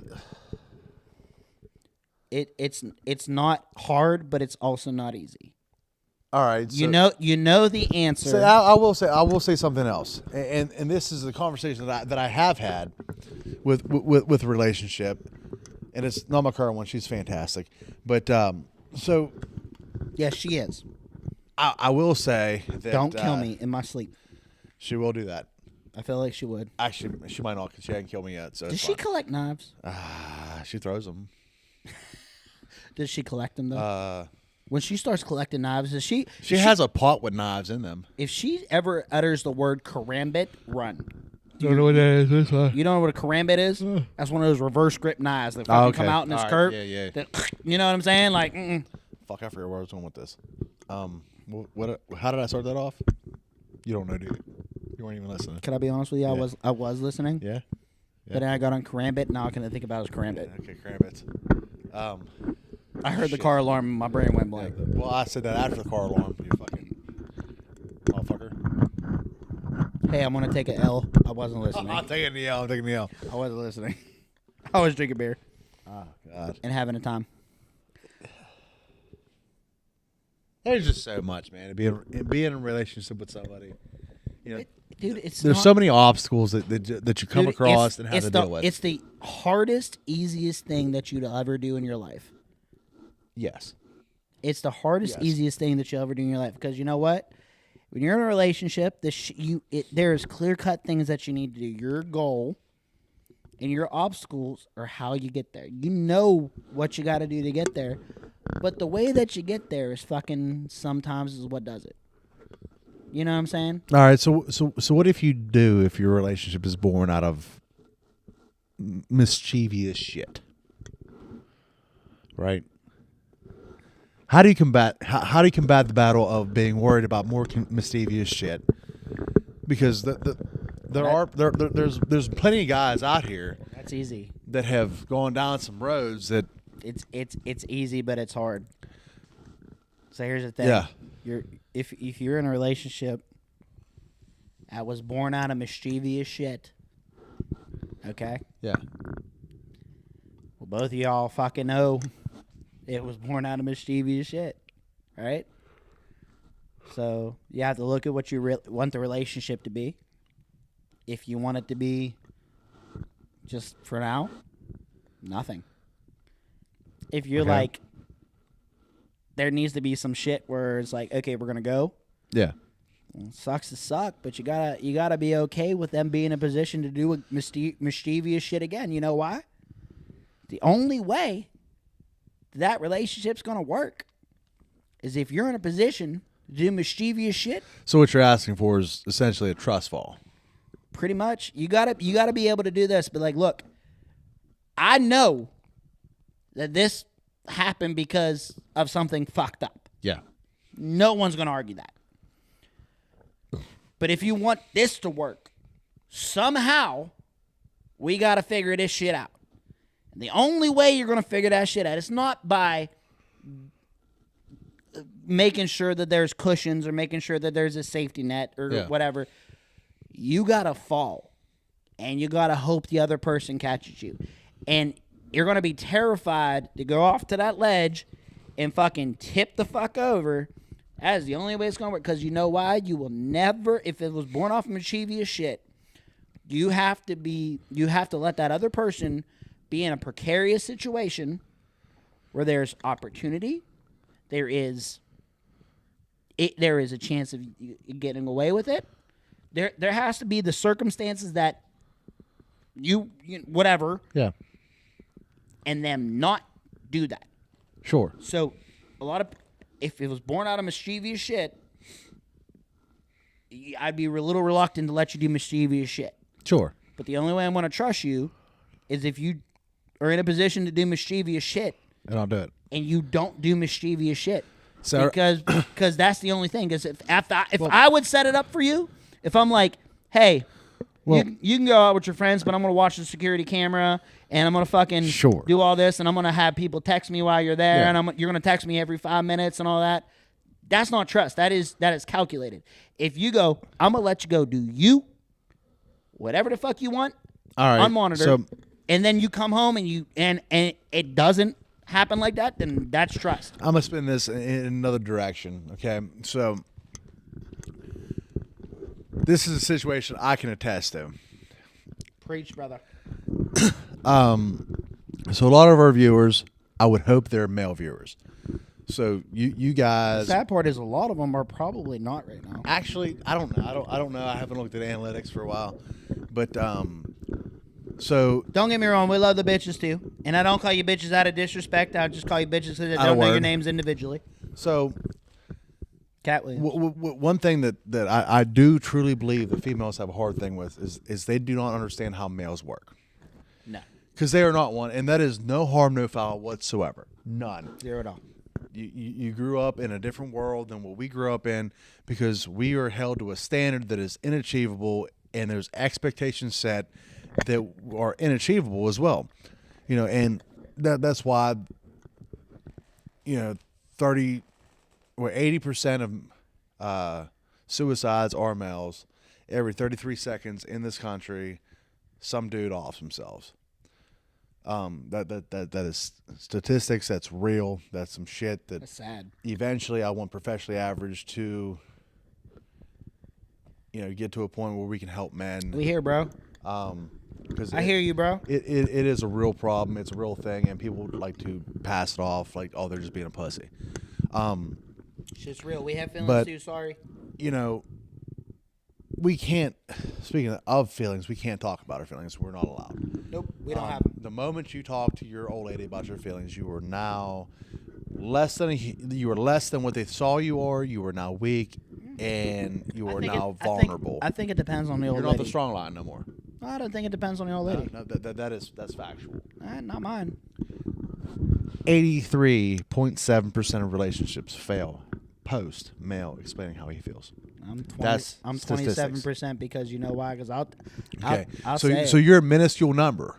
I'm a minuscule number. Minuscule number. So a lot of times guys are getting fucking hosed because they want to come out here and say how they feel and get shot down, and then they end up doing whatever. Mm-hmm. But so you run into this problem. So females don't understand how males get respect from other males. So in a situation a while ago, long time ago, whatever, I was presented with something. I was hugely disrespected. Hugely. I left the ride. I was having a good night. Didn't want to fight. Whatever. Okay. Left the ride. Is that me? Nope. But I didn't. It wasn't the night for me to deal with it. You know what I mean? It just wasn't. So we had a conversation. I said, hey, if old boy's in there, just respect me. You know what I mean? You have to respect me. And it was, why? I'm like, because guys get respect different ways from other men. You can't understand because, again, you are not a male. You don't know. And you might think it's dumb, stupid, retarded, but there's just a way it works. Because, again, we're two different sides of a species. We operate differently. Yeah. So we're walking inside bar. Dude goes to give said girl a hug. She swerves said dude. His buddy's like, oh, god damn. Says some stuff. That dude that she swerved, hand out immediately. Hey, man, I'm so-and-so. Nice to meet you, bro. Amen. That's exactly. I shake them up. She did a good fucking job. I shake old boy's hand. It's nice to meet you too, bro. Cool. His buddies over talking shit. We walk in the bar. Guess what? All good. I bet you after that it was cool for her to say hi. Hold up. I feel like a fucking right now. I feel like a king. Yeah. Straight up, confidence all time high. Through All the roof. time high, Through bro. the fucking roof, dude. So, a couple hours goes by. I go in the bathroom. Old boy's buddy's in the bathroom. He's like, "Yo, that's your old girl?" Yeah. I said, "Yeah." I'm like, "Oh fuck, it's me and him in here." I can hold my own. I hitch for the toilet if I can get it off the wall. I mean, I'll figure it out. I don't want to go down this road. He's like, "Yeah, that was some gangster shit earlier." I'm like, "Yeah." He's like, "That's my boy." I'm like, "Yeah." He's like, "But I respect the fuck out of that." Yeah. He's like, "Whatever you doing it right." Dials me up. That's it. You know why? I'm like, it's so, like girls don't understand how guys get respect from other men because they're over here like, oh, that's stupid. But that's how it works. Fuck. That's how it works. I mean, here's the reality of the situation. That whatever girl that was did the right fucking thing. Oh, 100%. 100%. Because here's the thing. Girls have the same sort of pecking order too, right? Sure. Because There's a queen bee to every hive. If you know a what I mean? girl comes up to me, right, personal experience, girl comes up to me Yeah. and swerves Amber ripping that girl head off, 100%. Yeah. You pay homage to me After. to say get hi to him. Yeah. You respect me. And my job, what I've done, is there are some people that, try to do some shit. Amber got this one girl in particular. She knows. Of course. Of course. Thank God she don't know her name. Amber the type of girl that at her. She'd be like, at this about you. You know what I'm saying? No, but thing is, somebody comes up to me, then they don't pay homage to my old lady. Especially if I don't know, if she don't know you. Yeah. Right? Like Amber don't know this girl. Yeah. Right? I know a lot of people. I've had a life before Amber. She had a life before me, right? Sure. A lot of people that just come up, Sure. I give hugs to, because we're friends and shit, right? Yeah. It's different if you were a girl version of you, Yeah. ugly as shit. Sure. But I might hit it. I don't know. You'd hit Anyway, it? fuck yeah. Fuck yeah, bitch. Probably. Hell yeah. Oh yeah. Anyway. But yeah, if you came up to me and tried to say shit to Amber, like, you know what I mean? Like, even though we have good history, Yeah. Amber don't know you. So my thing is, Like, my job is to make sure that I maintain that respect. So just to put this out there, it is all free and clear for a guy to walk up to a guy and a girl to walk up to a girl. It's when the opposite sex walks up. don't do that. You can't do that. You gotta it pay just doesn't homage. work. Pay You homage gotta say to the hi fucking- to the guy And that- first. and If you're a that- guy, that you gotta goes- say hi to the girl. That goes both ways. Yeah, sure, 100%. That is not exclusive. No. That's not a guy thing. That's not a girl thing. That's a both thing. Yeah, you say hi. If you're a female, you say hi to the old lady. If you're a male, you say hi to the guy. That's it. And then you address the other one. That's it. And what you don't do, knowing if there's a relationship involved, whether you do or not, you see them together, you go ahead and assume as much, and you don't pick her up, spin her around with a hug. You don't actually probably best off if you're going to give her a hug, one arm hug, the real one arm weird hug, the fucking shoulder or the shoulder hug. Yep, the shoulder hug, Like, whatever. you know how the maybe. girls do when they lean in. They Yeah. don't hug you with the tits. They hug you Yeah. with the neck. Yeah. You know what I'm saying? Like there's a way around it. Yep. And people look at you like you're crazy when you talk about it. Like, no, like this is a real thing for, especially and I think it's more predominant for men because we're territorial. Oh, Amber chimed in. Hold on. That bitch? See? That's so disrespectful. Amber, See? Amber fucking knew. She knows exactly who the fuck I'm talking Yeah. about. And guess what? I had to swerve that bitch because guess what? She ain't say hi to the queen. Gotta say hi to the queen, baby girl. Baby girl, you the queen. They gotta say hi to you. Hey, they got to kiss the ring first. You know what I mean? Yep. But I'm saying, like, if that's common decency, and it don't care. I don't care if you've known this motherfucker for years. I don't care. She has a friend named John. Yeah. John, if you're watching, I know you want me on social media. I don't know you. I've never met you. Oh, so I should. I've talked to you on the phone. I've never met you in person, in real life. You come up to Amber, you hug Amber before you shake my hand, I'm decking you in the fucking chops. Hammer down. I'll do it. 100%. I don't even know you. Is what it is. I'm a hit. That goes for anybody. Period. That is what it is. Period. That is blatant. As a man, you know that's blatant disrespect. Hugely disrespectful. She known this motherfucker for years. This motherfucker's a good guy. Sure. I've heard nothing but good things about him. Great. Cool. You know All what I'm good. saying? Like, yeah. I like the dude from what I heard about him. Yeah. He does that shit, I'm still gonna hit him. It's fair. It is what it is. You disrespect me. That's it. And I hope Amber, same way. And if she gets same fucking way. You know what? I will you tell know, you. if she get mad about it, leave her. Yep. You know what I'm saying? I ain't gonna leave. Baby, I ain't never gonna leave you. I love you so much. Oh my God. But look, I'll tell you what. Bitch. It's Corky again. You know what? You know what happened though? One of my lifelong girlfriends. Yeah. This is why Amber's cool with her. Before she even recognized, we've been friends through thick and thin. We have been tight as fuck for a long fucking time. Sure. I've been there for her lows. I've been there for her highs. I've been her fucking brother for a long fucking time. Yeah. She's only known Amber for a handful of years. She will not speak to me before she gives Amber a hug. You know why? Way it should be. Because she went like this. She was like, bitch, we don't do that. What's up, girl? How you doing? You good? I'm going to say hi to Clark now. What's crazy? Bang. That's the fucking code, bro. And you know what? And guess what? Amber fucking likes that girl. You know why? Yeah. Because Respect her. she showed the respect. Yep. And you know what? Anytime same way with her, right? That's my little sister, right? Yeah. Not like real, sure, but like my yeah, little yeah. sister. She's dating a dude. What up, big dog? How you doing? Ha. Yeah. How, you know what I'm saying? Like, I don't know you. I don't even know if I fucking like you. But I'm gonna shake your hand because you're talking to my little sis, right? She sees something in you. Yeah. You know what I'm saying? So I'm gonna, hey, what's up, dog? What's going on, girl? How you doing? Hey, what's your name? What do you do? You know what I mean? That's the thing. She has seen it firsthand how it happened. JJ, can you fuck you, Gage. Nah, Gage, I ain't gonna do that tonight. Appreciate you, Gage, man. Miss you, dog. So again, we got on the topic of relationships this evening. It's so intensively difficult to be in one. You know, again, the internet makes everything look like every relationship is fucking rainbows and unicorns. anything worthwhile. It's not going to be easy, fight. man. It's a goddamn fight. Dude, I fight for Amber's love, attention, and affection every day. And the reason why I do that is because I know what I got. Other motherfuckers know what I got. So my job is to stay on my fucking A game to make sure she remembers why she fucking chose this dumbass sack of fucking shit.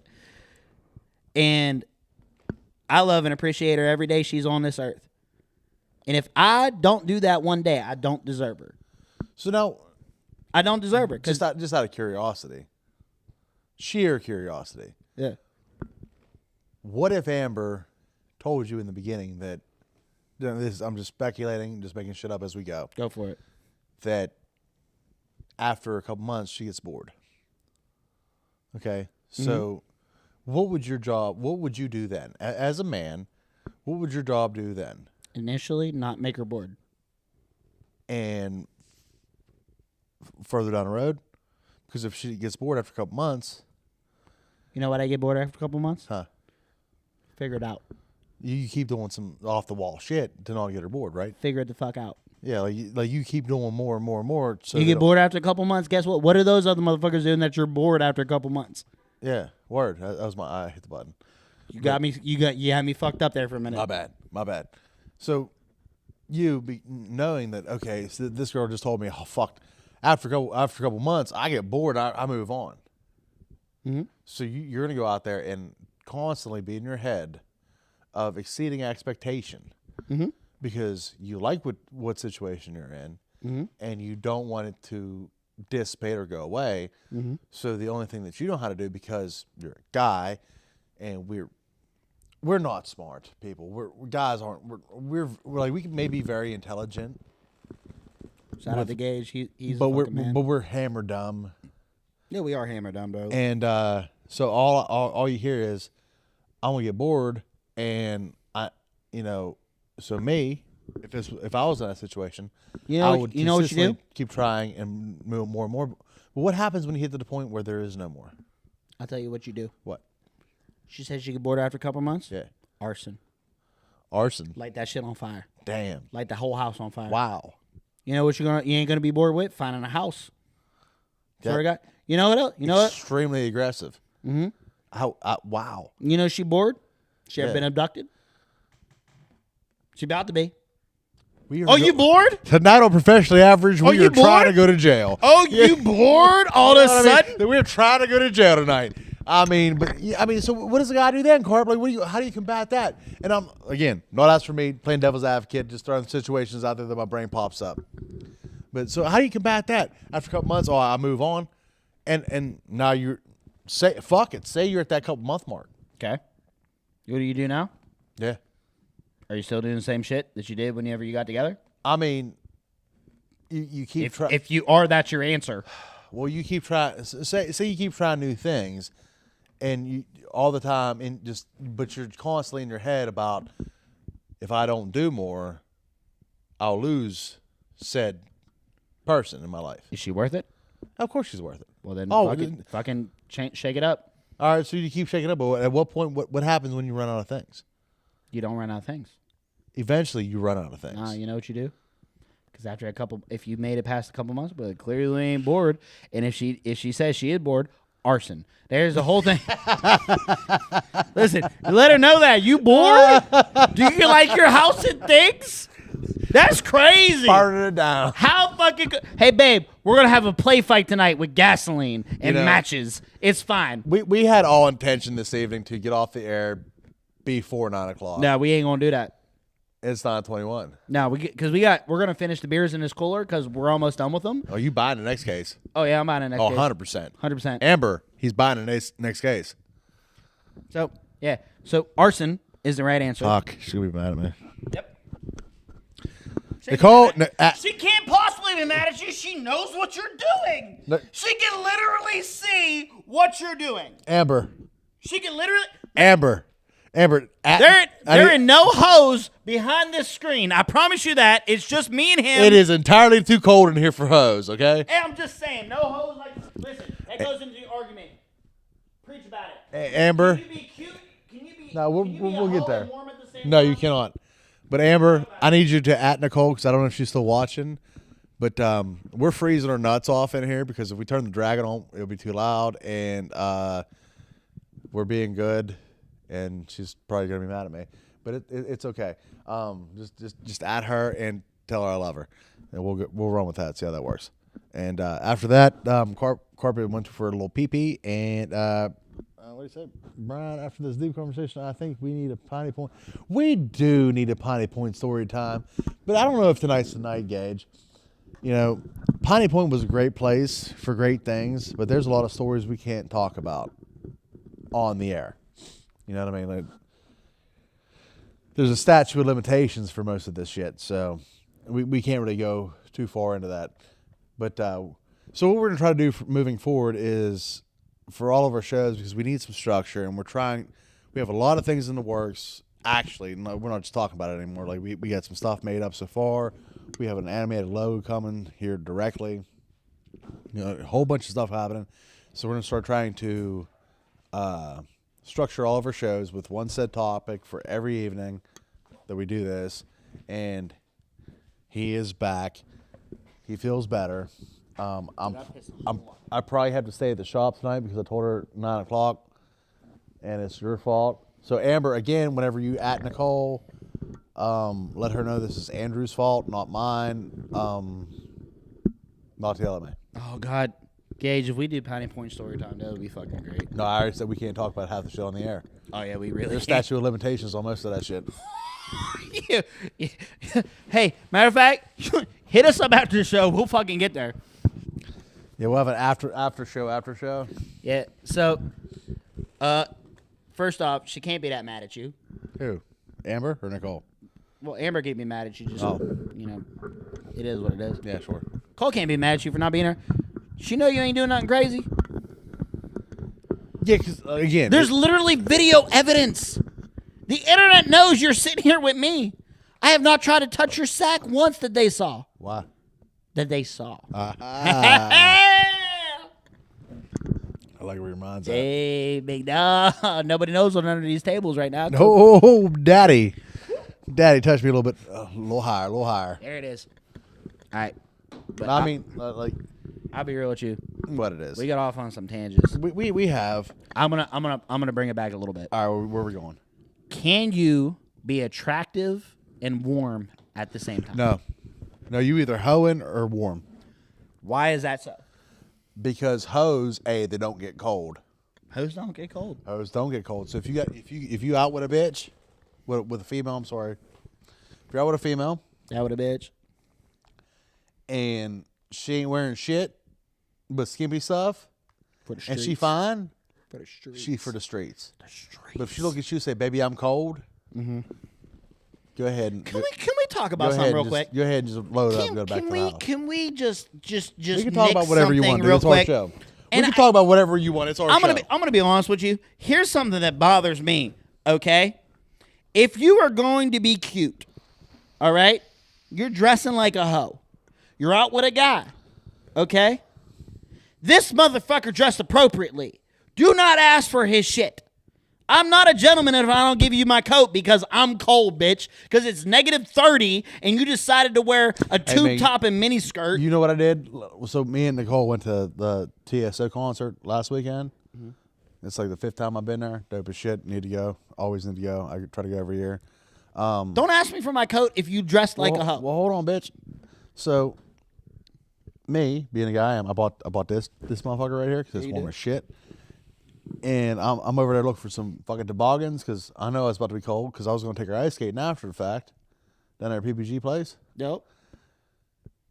Fuck you, everybody who was in the parking garage at the TSO concert. TSO concert because you fucked up my ice skating. We had enough time between dinner and a concert, but you cocksuckers couldn't figure out how to get the fuck out of a fucking parking garage. Fucked it all up. It's not that hard. Pay, beep, Leave. get out and inject yourself in the traffic. Don't wait for the opening. You're in a city. Just nose out, they'll let you in. If they don't wait for the next car, he'll let you in. Yeah. Fuck that So shit. again, fuck you people for ruining my night because it was all part of a Christmas present I was trying to get for Nicole, and we were not able You know to what's go funny? ice skating, and I'm mad about it. You know what's funny? What? I'll tell you this. Yeah, I'm one of those motherfuckers that I'll just eke out in traffic. me too. I'll eke out. Yeah. You know what I'm saying? But these motherfuckers, I tell you what, once upon a time, me and Amber, Yeah. we're out. We're in Mount Washington. Okay? Going to a dive bar in Mount Washington. Now, I say dive bar in Mount Washington, which is much nicer than any place Oh here. God, yeah. But it's a dive bar in Mount Washington, right? There's a line. There's a line outside of this dive bar. My boy that I'm with. Yeah. I was like, what the fuck? He was like, I don't know what's going on. There's never a line here. This is a fucking hole. Like, what are you doing? Well, Kenny Pickett happened to be in this bar. Right before he started, first season with the Steelers, before he even threw a football, Yeah. he's in there, right? That's why I didn't like him from Jump Street, because he made me cold, because it's -30 out here, right? This hoe want to come up to us. Okay. Amber can attest to this. Stack Bibles till you're tired, swear on them. She come up. She is like, oh, my God, is anybody going to pay my way in? We're like, no, bitch. Get the fuck out of line. She's like, I'm so cold. Could I have your jacket? I'm like, you should have wore one. The fuck? Like, no. Don't try to go. If you dress like a hoe, don't try to scavenge clothes at the end of the night or in the beginning. Ain't nobody giving them to you, girl. Yeah. Amber was over here like this. Amber hit me on the shoulder. She's like, look at this raggedy bitch right here. Look at this raggedy bitch right. Because guess what? Amber ain't a hoe. You know what Amber had on? Jackets. Nice. She was warm. You know what else? Still look pretty. You know why? Because you can look pretty without looking like a hoe. But guess what? This little girl, She was over here. She came up because we were with me. It was me, Amber, my buddy, 3 of his buddies. All dudes and Amber. Right? She looked at the dudes and they were like this. All of us collectively were like, damn, that's crazy. You ain't wear a jacket. It's like -15. That's wild. My jacket's warm as shit, girl. That's crazy. Mine is heated even. Like, what the fuck? Out here freezing her fucking tits off. Trying to get jackets. Look, understand. Seasonal hoes, that's the thing. That's the thing. Summertime, you can't tell who's a hoe. No. You can't tell who's a hoe in summertime.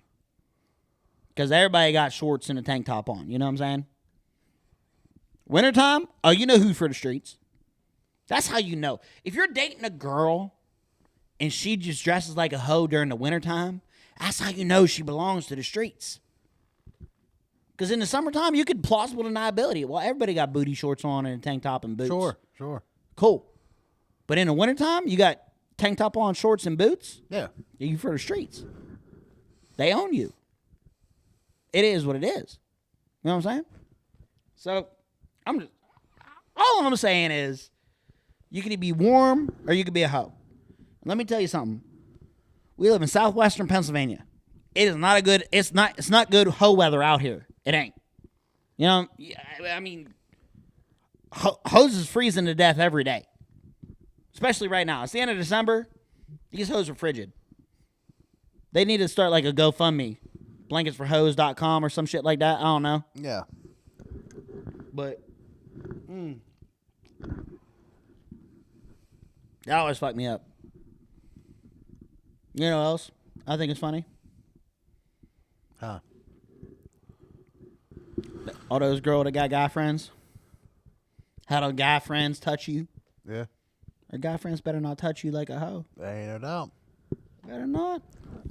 Ain't no doubt. You know what I'm saying?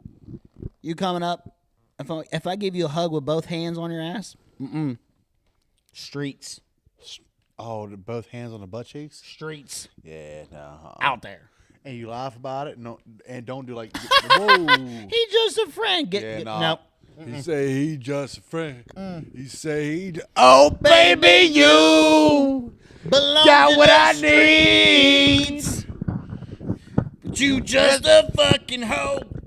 You stinky, stinky hoe. Oh, baby, you. Oh, God. You know, ladies and gentlemen, to the 6 of you watching, because me and Cork are definitely on the stream. We out here trying to pump the numbers. It's all right. Yeah, it's all right. We're trying to But there's 6 people who's like, you know what, fuck, we're going to watch. Look at Amber jumping in. She thought we were going to pay for her to get in. This bitch was on a fucking different level, dude. Yeah, dude. Fuck her. After hours, showed up 2 hours late for work. Under the desk, camera number 69. I love Corey's comments. You know what they made sound? I love his comments, bro. Man, Courtney, you need to get on here one of these. Corey, I would love nothing more for you to just be like, you know who I'd like to have on the show for real? Who? I want to have a viewer appreciation show. Yeah. With that. We're going to cycle them through. Corey going to come through. Jen going to come through. Tony going to come through. Aaron going to come through again. Aaron going to come through again. I want Aaron to announce the new Tom Corbin movie. Yeah, Tom Corbin in space. Tom Corbin in space, bro. I'll have so many more lines. Oh, God. Can't wait for it. Can't wait for you to fuck those up, too. But I fucked the ones up at the diner, but I sold the shit out of the ones in the field. God damn it, Tom. Shut the... Oh, man. I was like, God damn it. Thank God the camera wasn't on me because I'm over here like this. I'm like, yeah. Damn it, Tom. Man, I was. You bitch. Yeah, but we're gonna drink these golds and we're gonna probably hang out at the shop. So if you guys want to come hang out, just come down to the shop. I want you to knock 3 times out the top and 1 at the bottom. I'm actually gonna turn the music on so we can't even hear you knocking because no. All right, shoot us a text. It's fine. Text us if you want to hang out, whatever. Either way, end of the day, we're gonna go ahead and start wrapping things up because that's Jamaica horn. I know. But either way, hold on, wait. we have to do that so we know where we're at. I need to hear it. Because one of these days we'll have an actual production, but we're not there yet. We got people.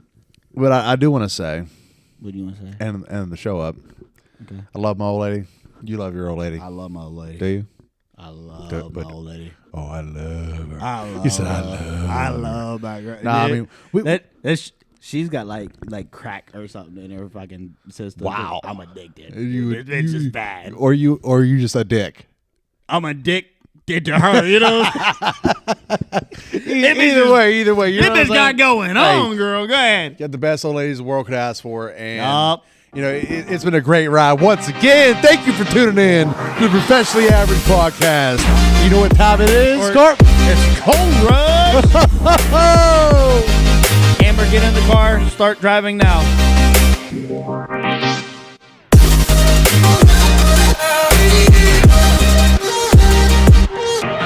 Hey guys, thanks for tuning in to this week's episode. We hope you've had as much fun as we have. But sadly, the golds have ran dry and we're off to our next watering hole. See y'all next time on the Professional Average